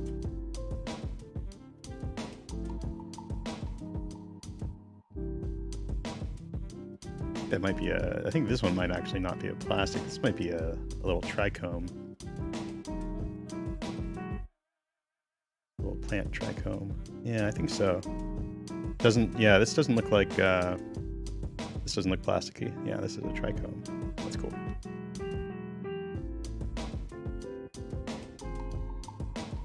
Yeah, thank you, Jesse, for looking that up and verifying that. Jesse has verified that the little balls inside of these, the little ball pen balls, are indeed food stores. And here's their little tardigrades doing their little tardigrade things. Okay, whatever. Yeah, and again, also for anyone kind of just watching, maybe you just tuned in, maybe what you did is you looked at the chapter markers and you saw tardigrades and you just jumped to the tardigrades and you skipped over all the best parts. Well, what was I gonna say? Oh yeah, what I was gonna say is that polarized light microscopy is probably the most affordable. Well, no, that's not necessarily true. It's one of the most affordable techniques that you can do. You can do it on almost any microscope. I think pretty much any microscope, and it's just so wonderful. And I really encourage anyone that's got a microscope. You need to do polarized light. Look at that hydra. Hydra just catching a little glow there. Very little birefringence in this hydra. Whoa! Look at our worm! Look at our worm! Oh, it looks amazing.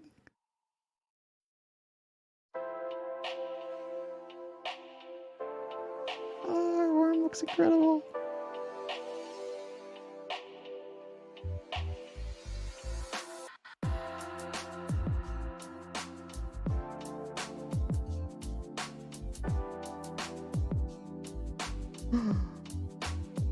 It's so cool.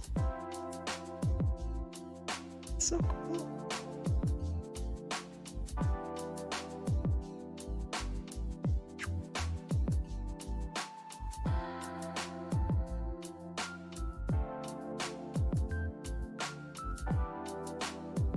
Oh, it's a stentor. We saw a stentor earlier. We forgot to check it out. That was a little stentor.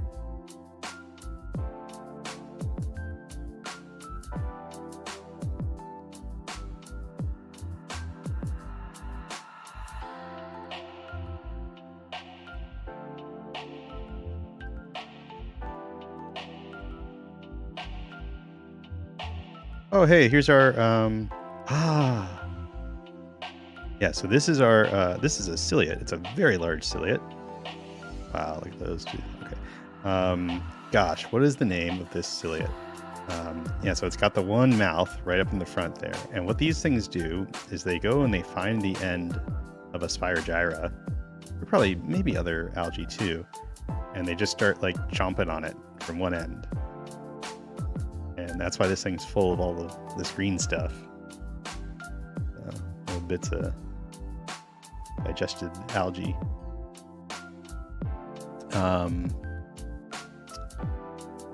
What is the name? I feel like it's got kind of a short name.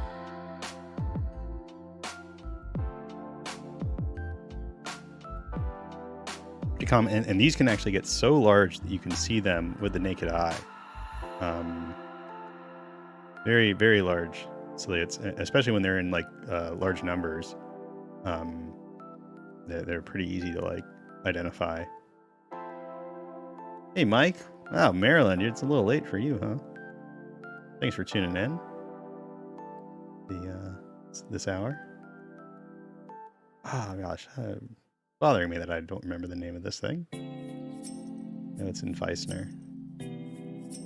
Maybe we'll find something to look at, like maybe one of those Brachionis. I bet those Brachionis look pretty cool. Let's go to the 4X.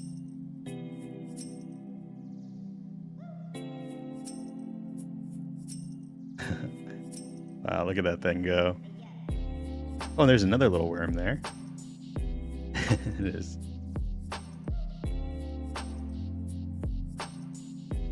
Okay, I'm gonna look it up real quick because it's gonna bug me if I can't tell you guys the name of this thing.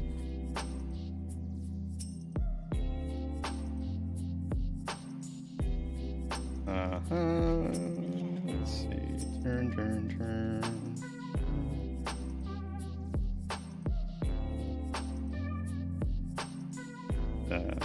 Keep an eye out. No, it's not a nasalid. Yes. Yeah, this is Holophria teres. Teres. So H. teres. Holophria teres. Pretty common for me. You know, I see them pretty regularly. Like I said, I think they are basically like Spirogyra specialists. And I get a lot of Spirogyra out here, so it's not really too surprising to see them as well.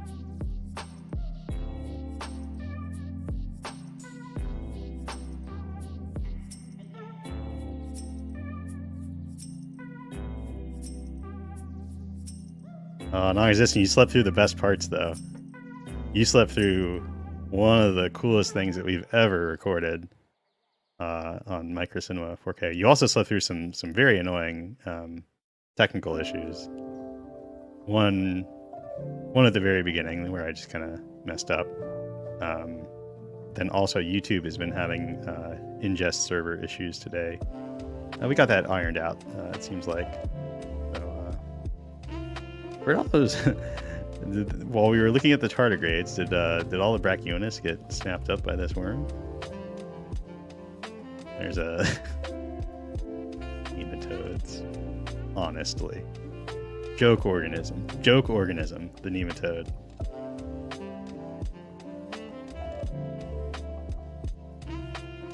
Look at this thing. Are you telling me that this has any impact on the world? This thing. This is a significant organism? Ridiculous. Get out of here. Alright, yeah, thanks for checking in.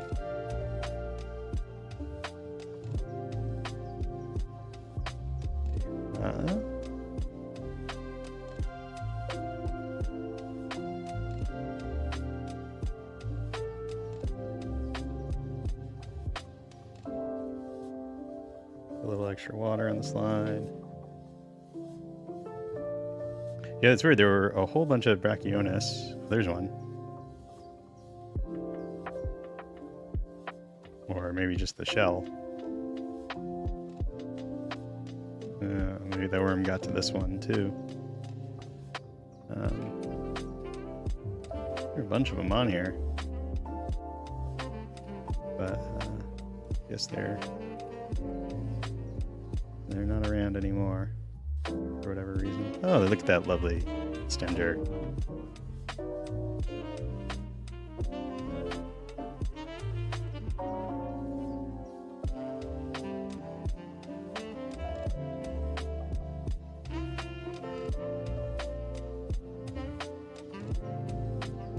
Yeah, we've actually got a good amount of viewers. Thanks if you're tuned in.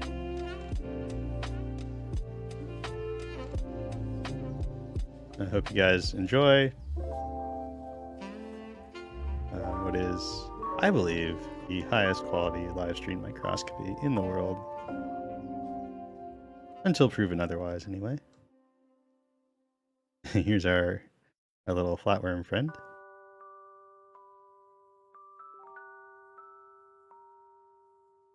Yeah, Jesse, the Hydra, especially these brown Hydra, like this one, which I know it doesn't look brown right now, but I promise it is a brown Hydra.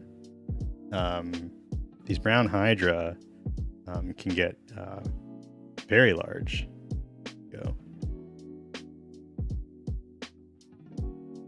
Here now we're just kind of in regular dark field. And so you can see what things look like normally.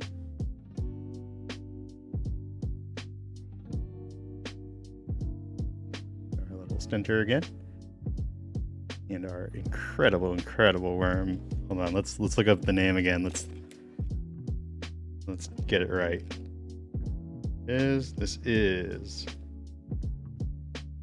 Typhloplana viridata. Typhloplana viridata. Potentially my new favorite, definitely my favorite worm. Absolute favorite worm by like a lot right now. Maybe one of my top micro animals.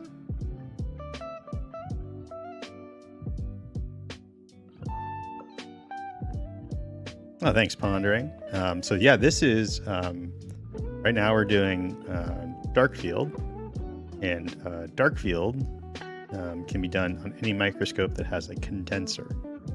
Important to have a condenser, but then you can do it basically for free. It is a free technique. In fact, the patch stop that I'm using in the condenser right now is just a homemade patch stop. There's nothing special about it. Oh no, Mark. I'm sorry to hear that. What happened to it? Mark says he got a BH2 and the trinocular head rat damage, but it's okay. He bought from Carl. Carl is obviously going to make that right, no matter what. Carl is very much a trustworthy gentleman. Here's our little tardigrade farm here with yeah, tardigrades, whatever. And they seem to have, maybe they liked the light, because it seemed like they were really they were waking up when we were watching them earlier.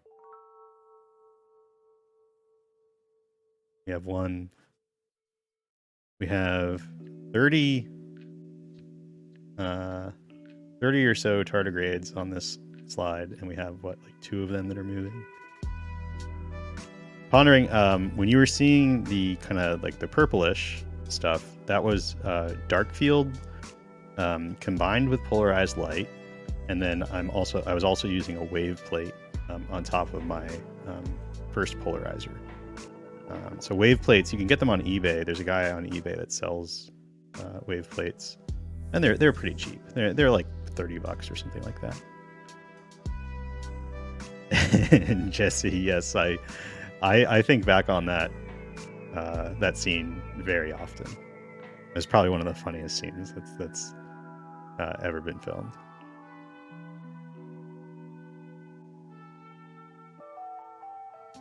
I have to say, I know he's kind of a controversial figure these days. Gosh, blanking on his name. But in terms of his like physical comedy, just really, really fabulous. Yeah, it does seem like these tardigrades at least are reacting to the light. These little duders here.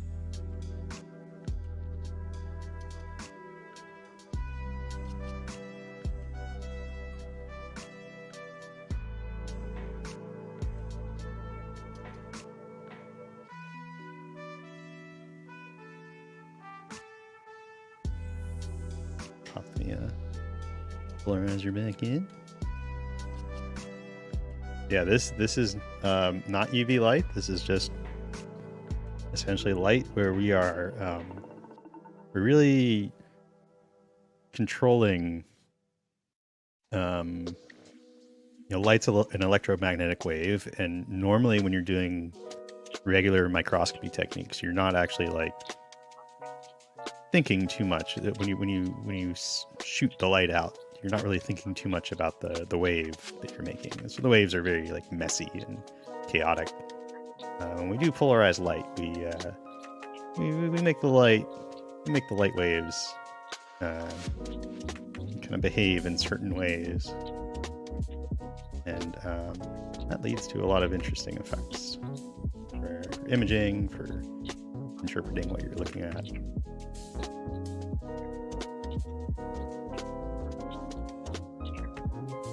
Again, this thing is just so cool.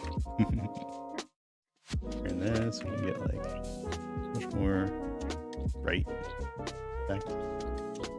That way down. That's pretty neon.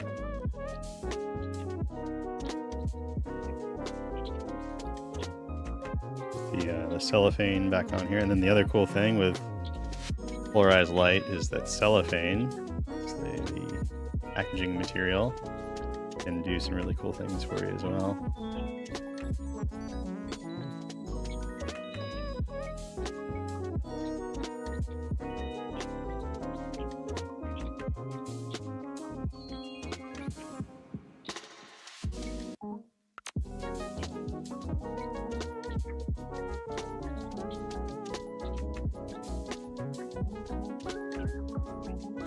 Oh yes, so Mark, any microscope that has a condenser, from just the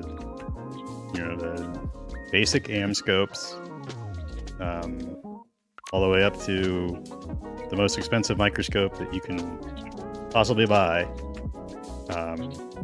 they will be capable of dark field. Dark field is a very simple technique optically. There's no, a lot of people, when I talk about online, when I tell people about dark field, they're like, oh, I want to get like an actual dark field condenser, and for oil immersion that makes sense if they're trying to do like high mag, like super high mag dark field, but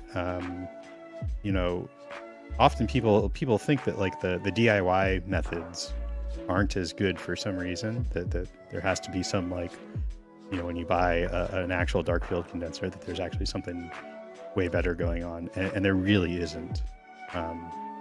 It just doesn't, there's nothing special what you're doing with dark field. It's a very straightforward technique. Once you understand the optics of it, it's like, oh yeah, of course that's how it works. So Mark, you can have, oh, thank you, Jeremy. Mark is asking, what's the dark field procedure? So on the BH2, I don't know which condenser you got on your BH2. Oh, there's a Brachionis. I don't know which condenser you got on your BH2. But basically, you can follow my, I have a video on this. It's called dark field fast or something like that. You can get dark field set up in minutes. And in that you just literally like tape the dark field patch stop to the bottom of the condenser, and you're good to go. The other way to get dark field kind of more quote unquote officially with the BH2 is to get the phase contrast condenser that comes with a dark field patch stop. And then I have another video called like the 4 techniques or something. That one's more recent. And in that one, I talk about how I've modified my DIC condenser to get dark field kind of on demand. But that doesn't... there's some drawbacks to the way I'm doing it there. So sometimes I use a different dark field condenser. But ultimately, there are many ways to do it, and they're all going to yield the same result pretty much, which is just really striking imagery. one of the best techniques that there is, really. Dark field. No polarized light microscopy, but right now I removed the wave plate now, so this is kind of just straight up polarized light. And then if I remove that polarizer, all of a sudden we have a lot more light. Now we're back to just dark field, regular old dark field, which is honestly, I mean, dark field's amazing. It's a wonderful technique. I love it for looking at diatoms.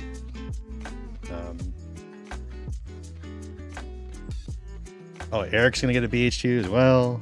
Man, we're gonna be a real BH2 gang here. This is so cool. I'm so glad people are picking up the BH2. Just one of the great microscopes of all time, I have to say.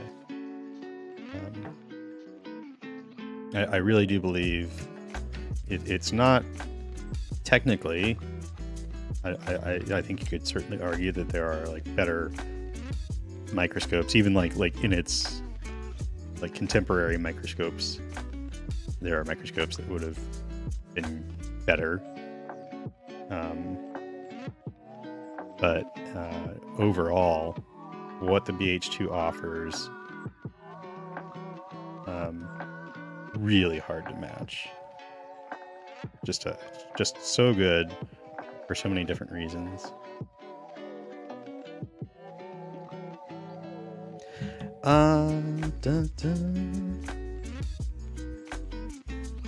Yeah, and the other thing, so Carl will sell you a BH2.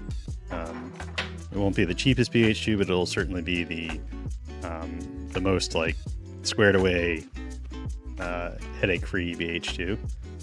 It better be, or else I'll call and complain.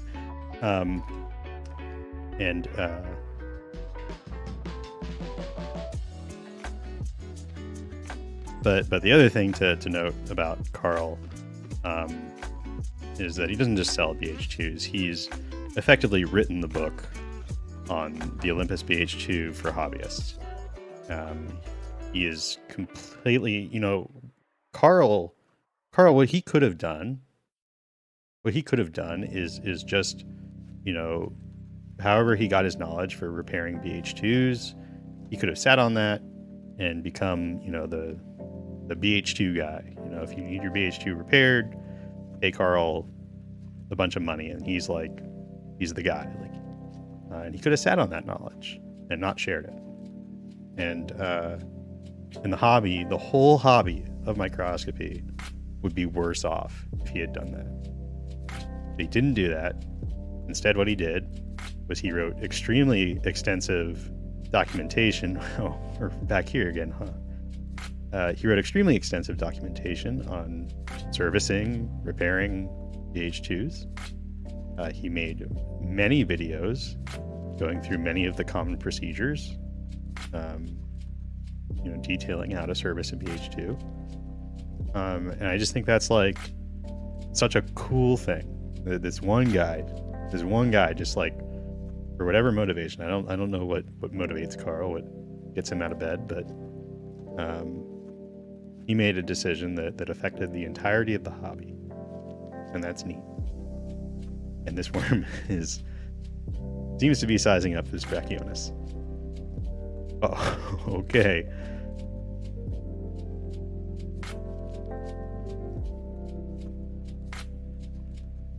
Oh my goodness. Is it going to happen again?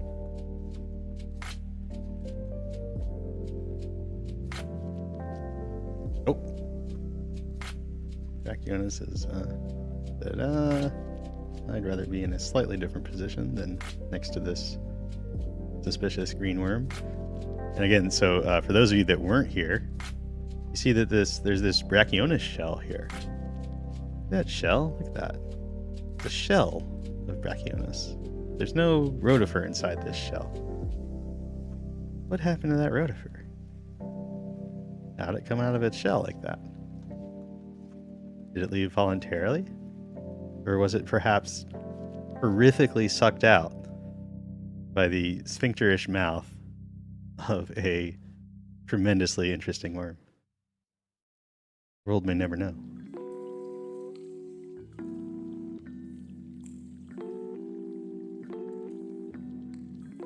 Mark asks what the magnification is. Right now we are using the 20x objective.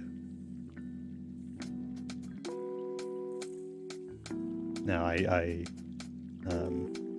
pretty much never quote total magnification, because it's usually, if I told you the total magnification, it just wouldn't make sense. You could say this is kind of equivalent to what you would normally call 200 times, like if you're looking for the eyepieces. It's kind of close to that, but better to just talk about the objective magnification. One thing that will be happening, by the way, I don't know exactly when it's going to happen, but we will be getting a, this hasn't been on there the whole time, that's fun. We will be getting a scale bar, and that scale bar is going to automatically change when I change the objectives that I'm using. It's a little project that I just bought the parts that I need for that, and so now I just got to get those parts in and write some code. It'll probably be kind of tricky. It'll be an interesting little process, but once that is all squared away, that's going to be really nice. I used to have scale bars, and I would just change them manually, and I would always forget.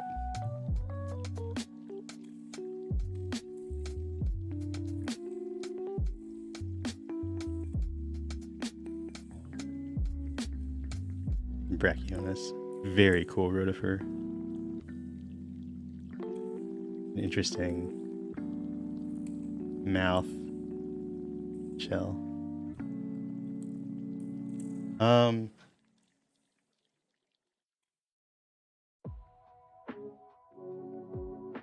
Interesting. So I do have another slide. I don't know,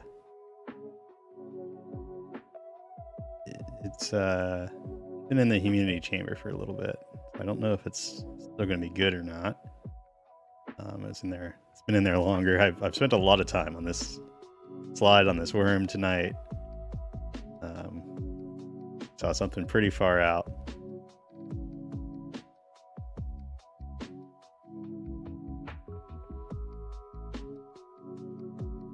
Go to the 20x, and then we can go to the 40x.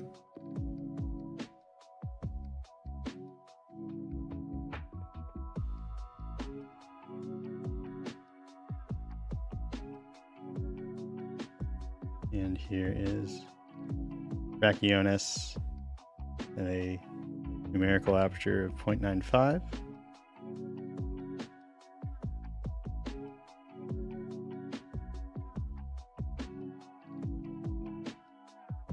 And wow, I mean, just look at the complexity of this like oral apparatus here.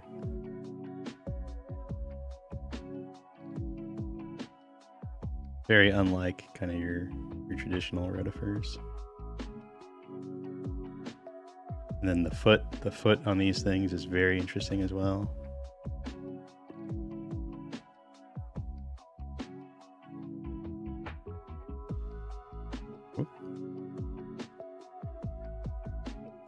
Oh, it's kind of chewing on this. There's like a little bit of mucus here or something. Kind of got that like pulled into its mouth, and then you can see the mastax there. That's that thing that just kind of chews away.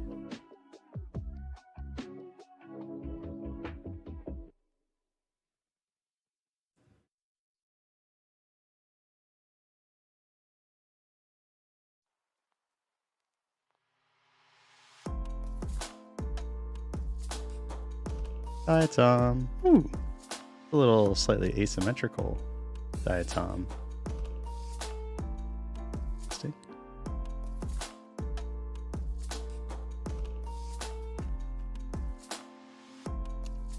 This is the top of the rotifer here,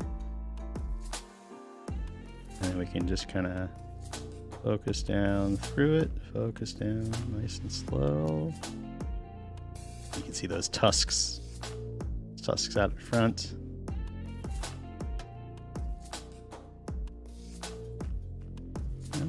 There's our Rotifer. Very cool. Very cool Rotifer. Let's see. Well, we haven't done phase contrast yet today. We can do a little phase contrast and see what the deal with that is.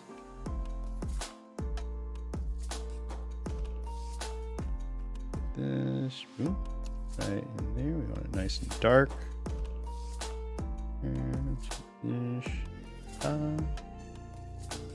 go phase contrast. It's phase contrast with a 10x apochromatic objective. Here's our worm. Now, large things like worms generally are not going to have a very interesting look. You're not going to get a whole lot of phase contrast. Phase contrast kind of relies on transparency of your specimens to some degree. And just generally not being that thick. Is this that worm? Yeah, I think that's that other little worm. It's got some interesting little hairs there.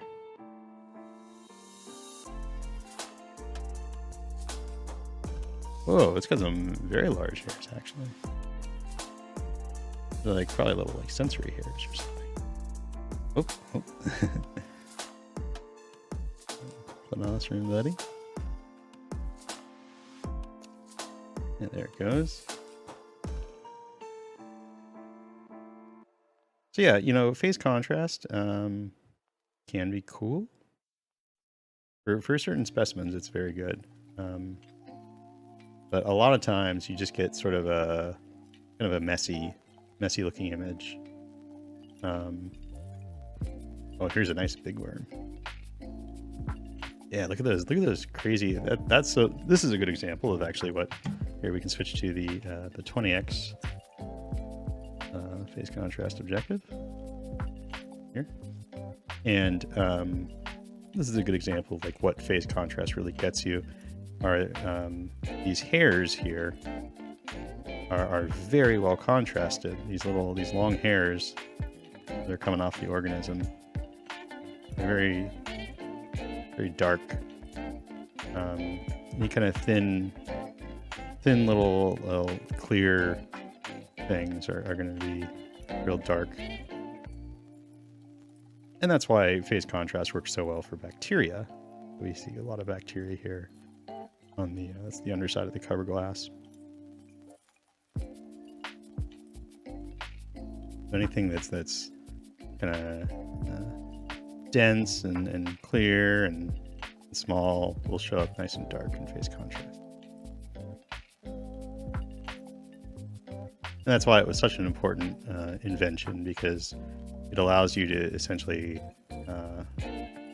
to visualize bacteria without the need to stain them, which also kills them. And so you can study bacteria more effectively. You can image them quickly. You don't have to do a whole process of staining every time you want to look at some bacteria. Hey, Valerie. Hey, good to see ya. Valerie is an OG omelet. Been with the channel for a long time. Good to see ya.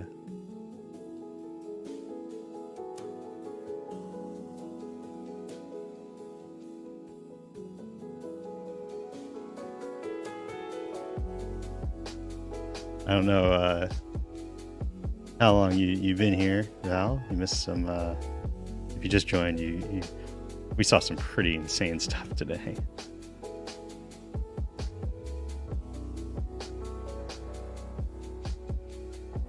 Definitely check out the VOD. I will for sure. There will be like the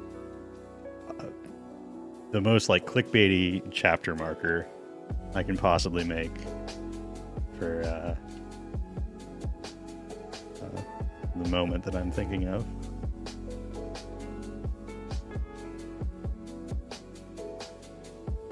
Here's our little mouse piglets, not doing a whole lot. Again.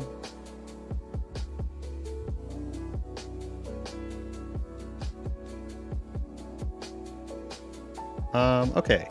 You know what? Let's, gosh, it's so hard to like leave this. It's so hard to leave a slide that's just been really good to you, you know?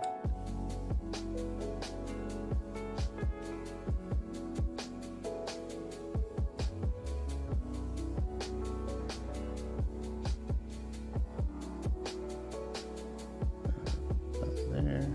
Go. Here's our little worm buddy. Here's our green worm buddy.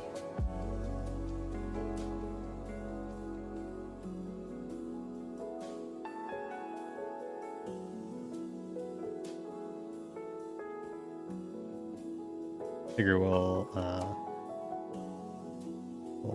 find our green worm again. There it is.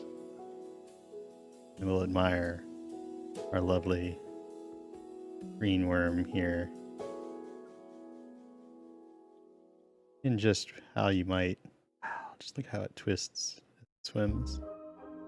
I was saying earlier, these things, when you're watching them in the stereoscope, they just have a really incredible, like, way that they move. It's very distinctive, and the shape of their body as they swim through in the petri dish is very distinct.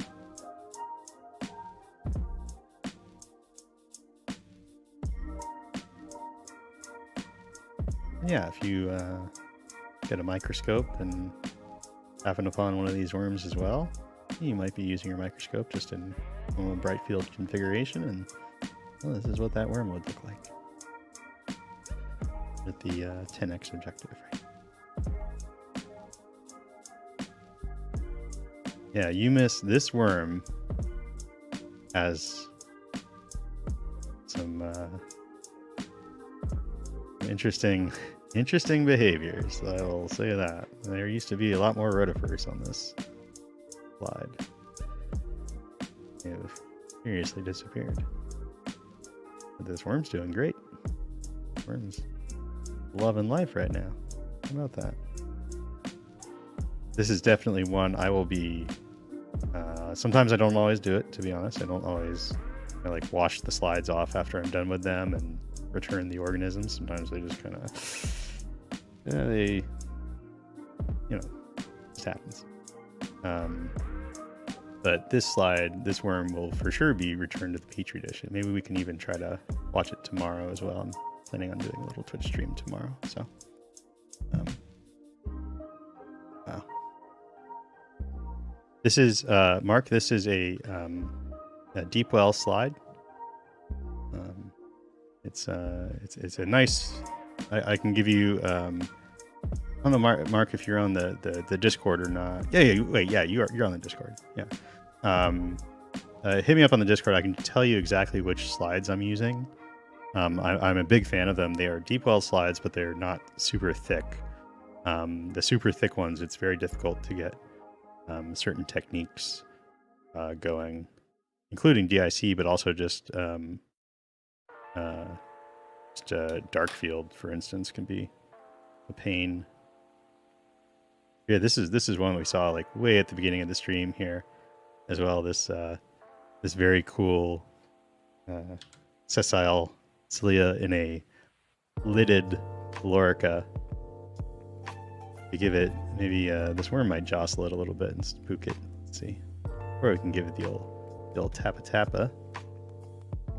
Oops, that wasn't it. That wasn't the play. See if we can't. There we go. And you can see as it opens up, it has like a little lid. Very cool little sessile ciliate here. I love finding ciliates that have like very complex behaviors going on or apparatuses. Okay, so we will leave this here, and then I'm gonna pull out my other slide and let's see if it's not dried out yet.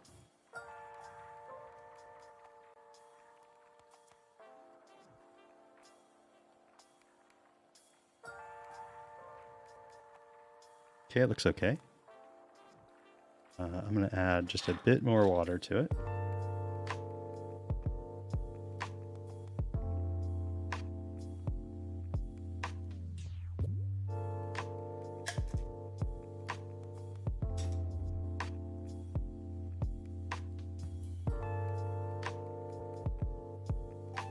Add exactly the water that we got the sample from.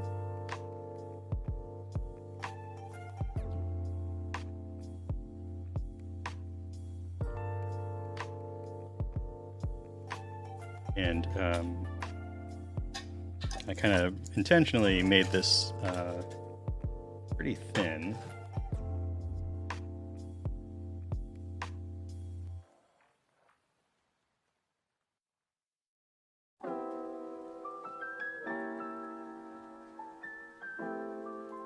Yeah.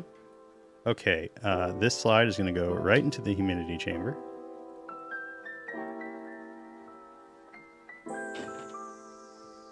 And we will certainly be releasing that worm tonight into the Petri dish. And thankfully, since it's a bright green worm that's very an active swimmer and all that, not a big deal to find it again. And give me 1 second here. I'm just going to carefully mess with this slide. Oh, we got a couple bubbles. That's okay.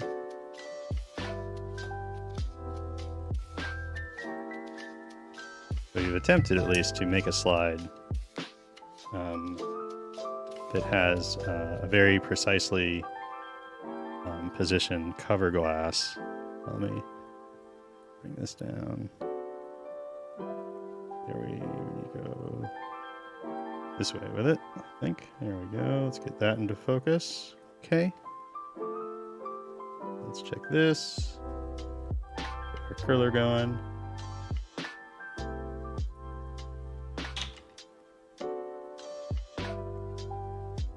Or the X here.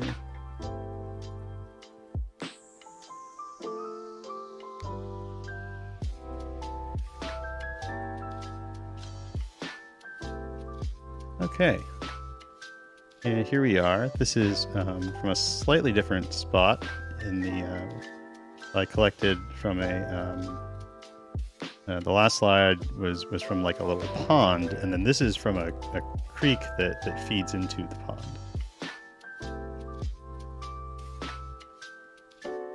And here, let's go to DIC. Ooh, certainly something.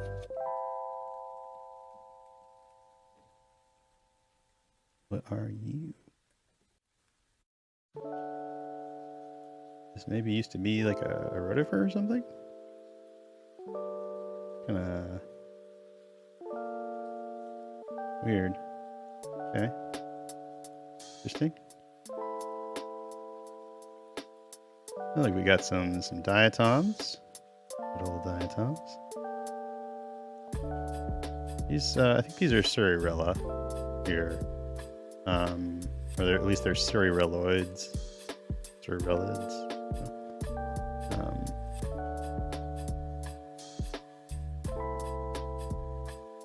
Unfortunately, we did get a bunch of bubbles, which is not ideal. Now we got a midge fly larva here.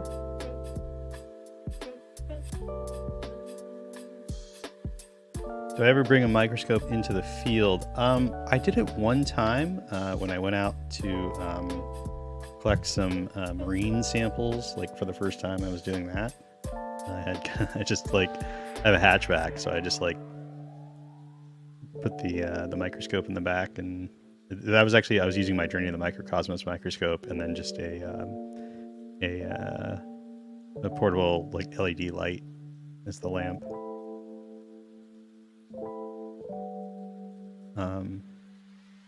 But these days, I would like to get like one of those cool field microscopes, but they go for like $1,000. It's crazy.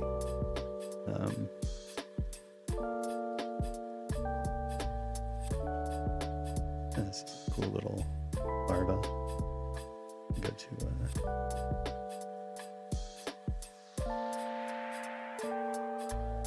colors. Get the colors going.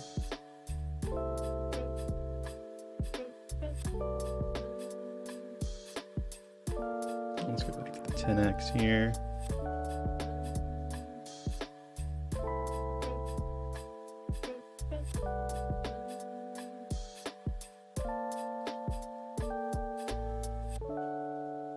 always fun. Get some colors going. That's some other larva that maybe got a little squished. One thing I think I did put on this slide, at least I thought, I picked something up and I was like, I think I know what this is. Ooh, that's a lovely diatom there. That's definitely a Sortarella. Beautiful. Big. I think I got an amoeba on this slide. Kind of a big one. It's always, you know, it's hard to tell. Was it an amoeba or is it just kind of like a piece of snot? This is the Vaseline on the corner of the cover glass. Might help to just go to the go to 4x.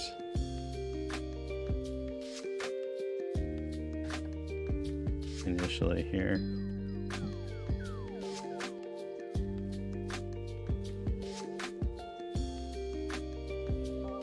And we can just kind of quickly survey and see what we see. There's definitely not going to be as much stuff on this. I spent a lot more time putting that other slide together. There's a thing that looks like a little worm, moving like a worm. Maybe a catanulid worm.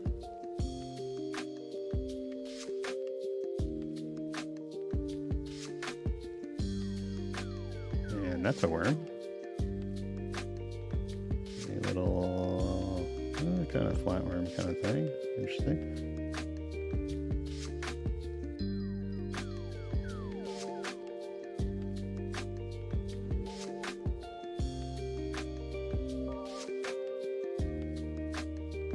There's that midge again. The other thing that was on here was, that kind of looks like an amoeba. There's that just the thing that we were looking at before. Well, that's a thing for sure. I don't know if it's an amoeba per se, but thing. I think that's what we were looking at before. I have no idea what that is. Maybe that's what I put on the slide. I lost my train of thought. Amoeba, where you at?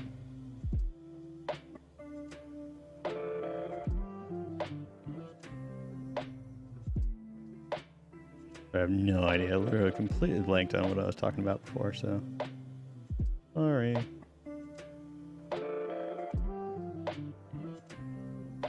Yeah, I don't know, Marcus. It's not amoebing properly, and it doesn't look right when you look at it with DIC. It's got these weird folds and stuff that. Oh, okay, now it's starting to move. Oh, okay. It's just weird. Like it's all like crinkled up, you see? There's no pseudopodia. Yeah, there's like a membrane around this thing. I think this must be the thing that I picked up though.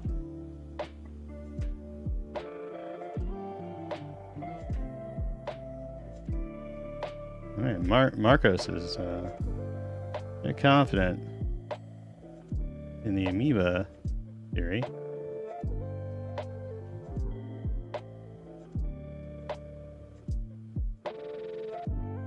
Here we go back to DIC here.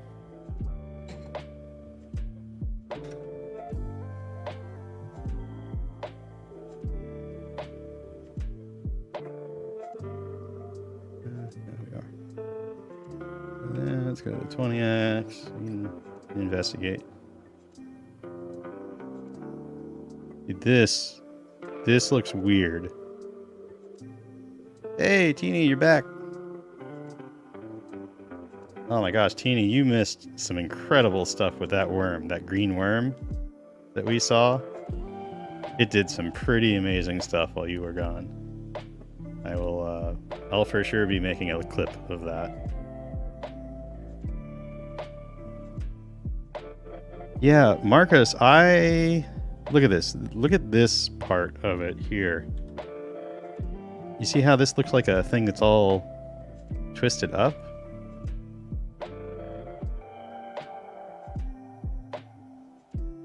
like the membrane is all scrunched up. It's just weird. Maybe it's like an assist or something. Don't worry, Tina. You'll see it. You'll see it. Yeah, this must be the thing that I put on the slide. I do remember it. It was like it was moving very slowly. Wow, this thing is weird. Oh yeah, and I'm an idiot because I forgot that the whole reason I made this slide in the first place is that we are so I'm using a 1.5 H cover glass. So we can use the 40X kind of in its like ideal configuration, corrected for the cover glass that you would absolutely expect. Wow, yeah, it's moving, and it's moving.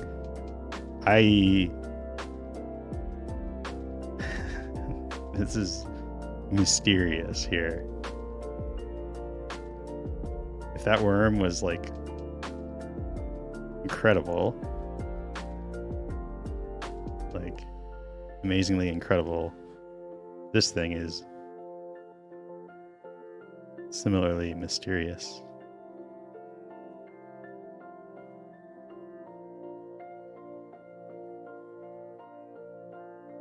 Like, I do know that amoebas can like form cysts, but I don't know if cysts can be like so weird.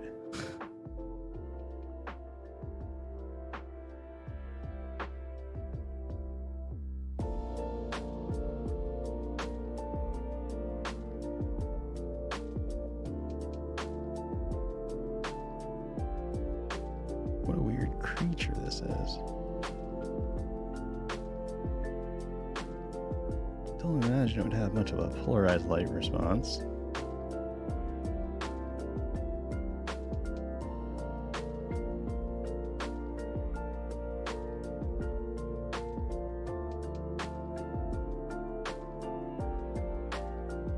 Look at that. That's so strange.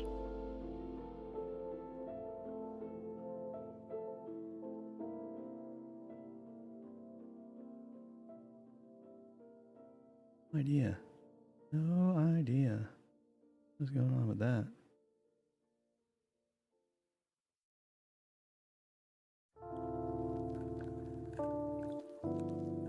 Let's see what's going on inside of it. We do have this thing, this very large thing there that looks like a vacuole, right? And there's some other like food vacuole looking things. And then there's this thing, this little pellet in there. That's very interesting. That doesn't look like I don't know what I would say about that thing. No, this is not a deep well slide. This is actually like the exact opposite. So this is a slide, it's a standard slide. I'm using a number 1.5 H cover glass. So that is a precision 0.17 millimeter cover glass. And then I very intentionally, I didn't put anything large on this slide. So there's not much room between the top and the bottom. And so I did that so we would get like kind of the best possible imaging we can get for anything that's on this slide. We can check this out in phase contrast. That might be informative. We'll go to, this is going to be a 20x phase contrast.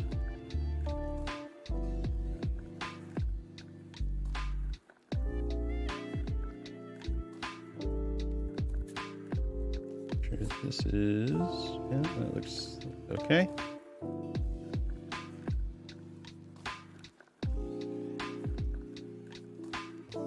Well, I don't don't know if that really got me any results that are interesting. Yeah.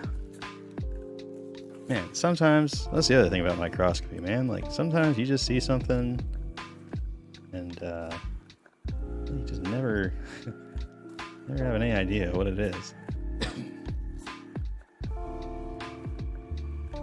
How about this? We can always do the nuclear option.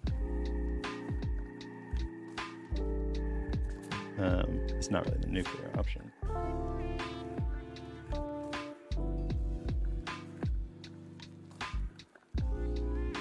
Put a little bit of water on the slide. Let's see if anything weird happens. Ooh.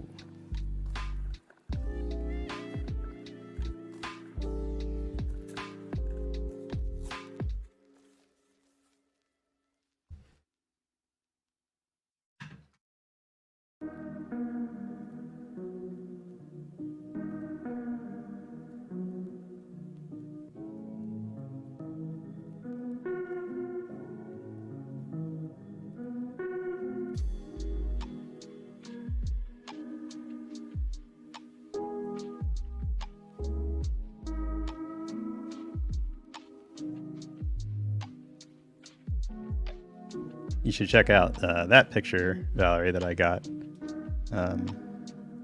this weekend. Maybe that was Friday. If you like spacey looking microscope stuff.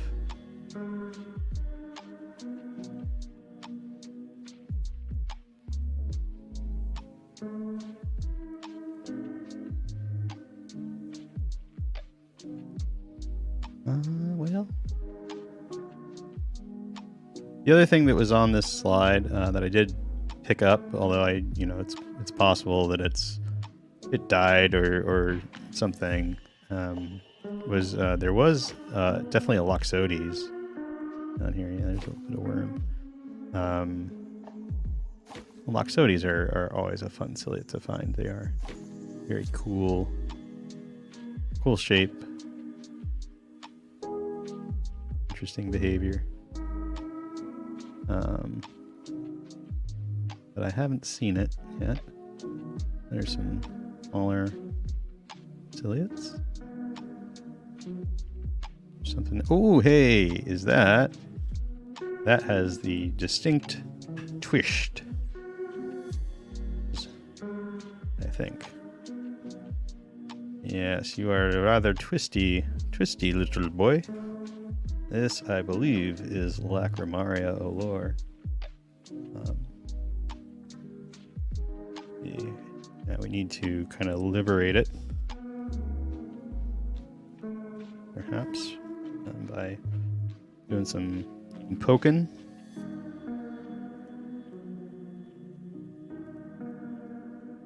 There it goes. Hello. Yep. That is Lacrymaria. Lacrymaria, always fun to find.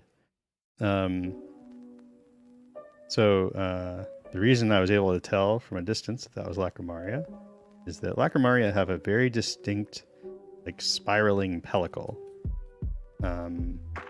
It's because if they're not doing their whole like necky thing, then it can be hard to tell.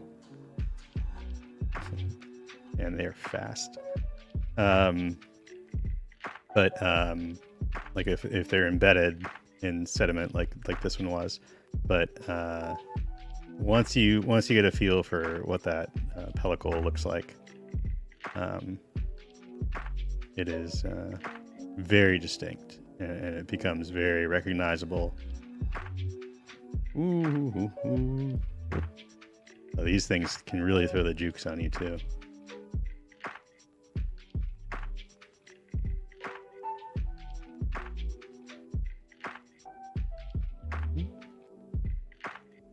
I would kind of like to get it into DIC. I probably should have switched before I read it. Yeah, Val, I was really happy with that. I think that's such a cool image, and believe it or not, that image is not tremendously manipulate it. That is pretty close to what I saw through the eyepieces. Polarized light. Again, just win after win with polarized light.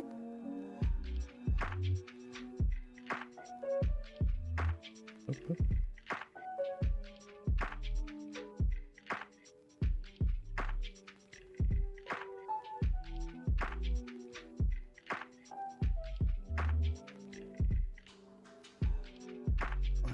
Yeah, okay, that could be why.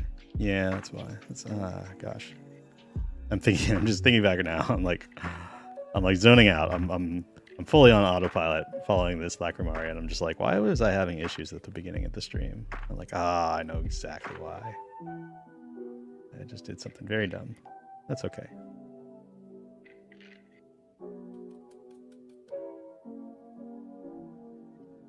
Okay, let's go for. Yeah, I see.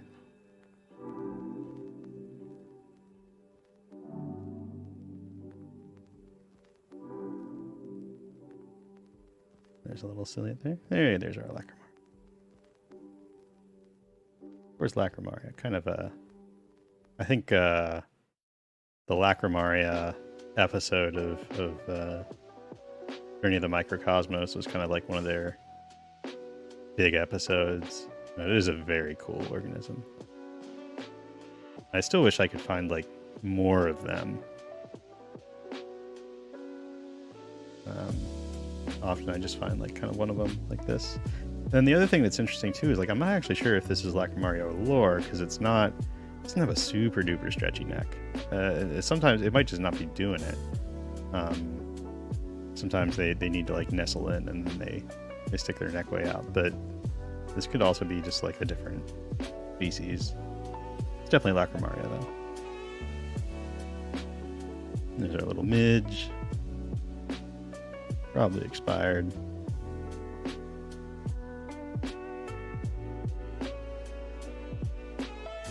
Yeah, you can see these guys, they like to nestle in and then kind of poke around. Okay. See if we got anything else around here.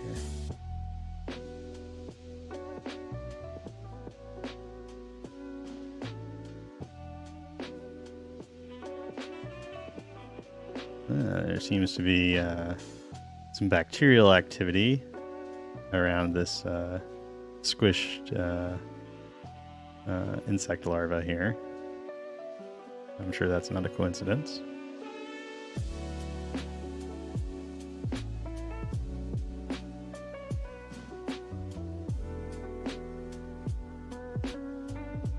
This little worm fragment here is really something to look at.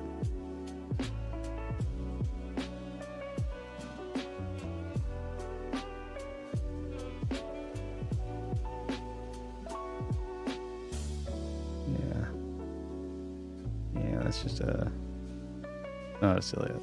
That's a worm. A little bit of worm.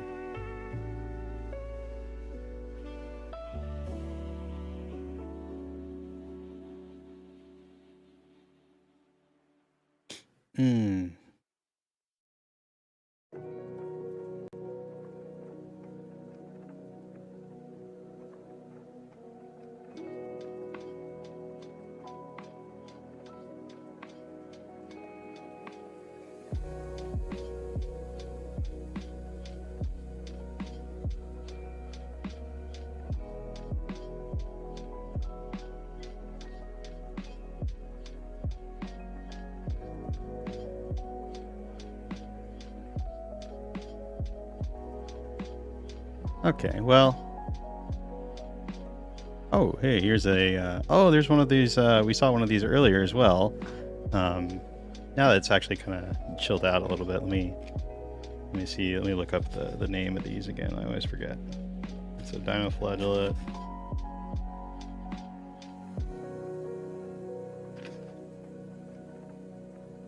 It's a dinoflagellate.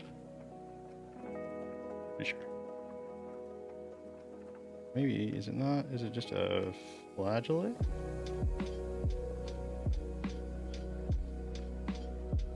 Ah, okay, yeah, no, it's not. That's a chrysophyte. That's what it is, yeah. Mallomonas. Mallomonas is the name of this curious little algae here with the little spines.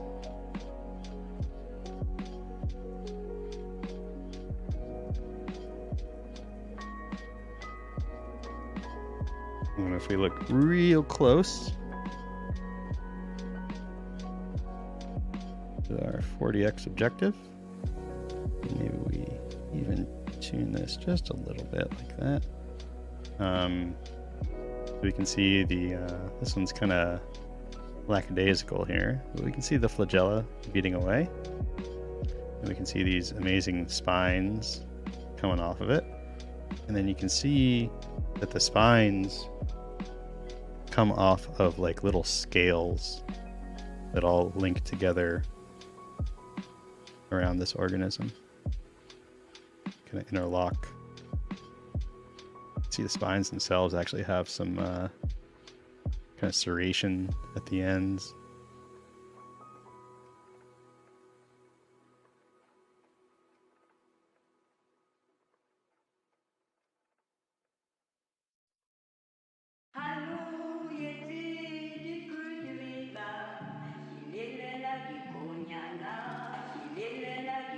Yes, the long straight spines with a serrated distal end, as they say.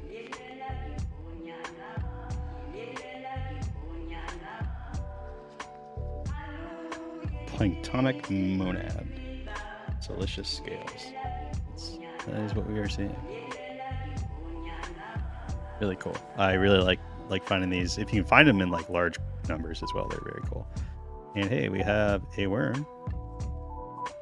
What kind of worm are you? Different kind of worm that we usually see.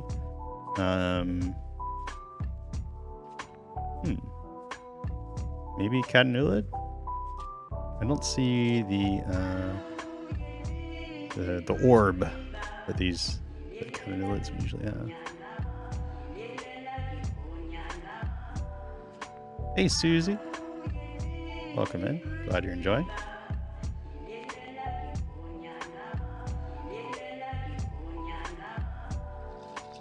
Or maybe that's the orb right there. Interesting. This thing definitely seems to be kind of flattened out by my slide preparation here.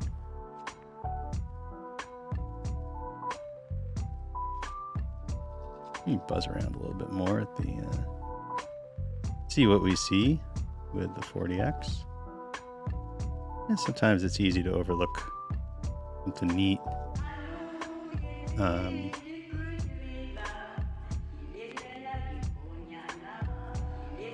Sometimes you just kind of run into something that was so small, you know,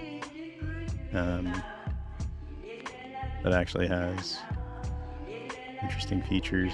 There's like a nice little, there's a tiny little diatom frustule there. Just barely make out some striae on that frustule. I don't know what's maybe a navicula. Maybe a navicula. I don't know. Hard to say.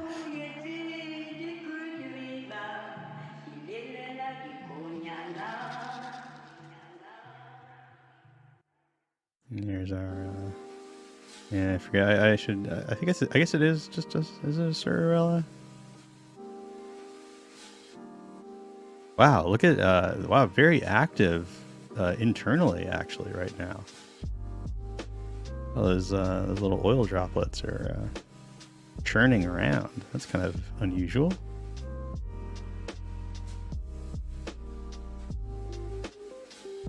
Yeah, I think that's Sorarella.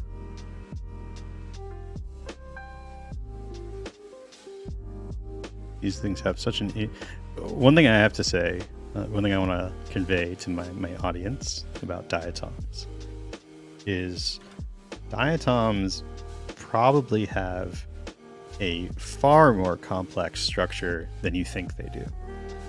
Like if you haven't spent a lot of time looking at diatoms, and especially like reading textbooks about diatoms and textbooks with like diagrams of how they're like put together. They are extraordinarily complex in form, and we kind of, you know, when we're looking at them with the microscope, a lot of times we just kind of like assume things about their shape, but they're really wild organisms. It's easy to see why people have, you know, for hundreds of years been fascinated. You know, there's a lot of stuff that people look at with microscopes kind of for fun, but diatom slides really are like special and highly sought after by collectors, and it's not surprising once you start seeing like what's really going on with diatoms.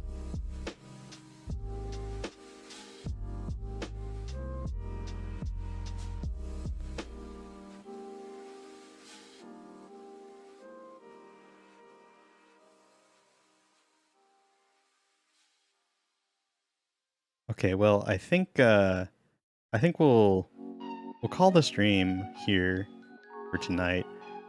Like I said, I am planning to do a Twitch stream tomorrow, probably in about 12 hours. I might even try to get that same green worm and try to get a repeat. Sometimes that doesn't go as well as you think, but we'll see. At the very least, that worm should be very well fed. And yeah, so I think we'll call it a night. It's been a long stream. I think we were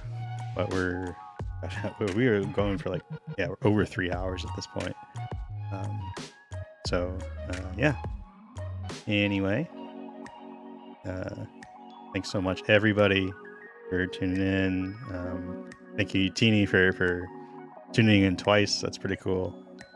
And yeah, I will see y'all next week, most likely. I'll probably be announcing soon that I'm officially streaming 8 p.m. PST on Sundays. At some point, I do feel like I'm kind of in a place now where I can pretty reliably do that. So yeah, plan on next Sunday if you like tuning in. So, all right, thanks so much, everybody. Have a good night.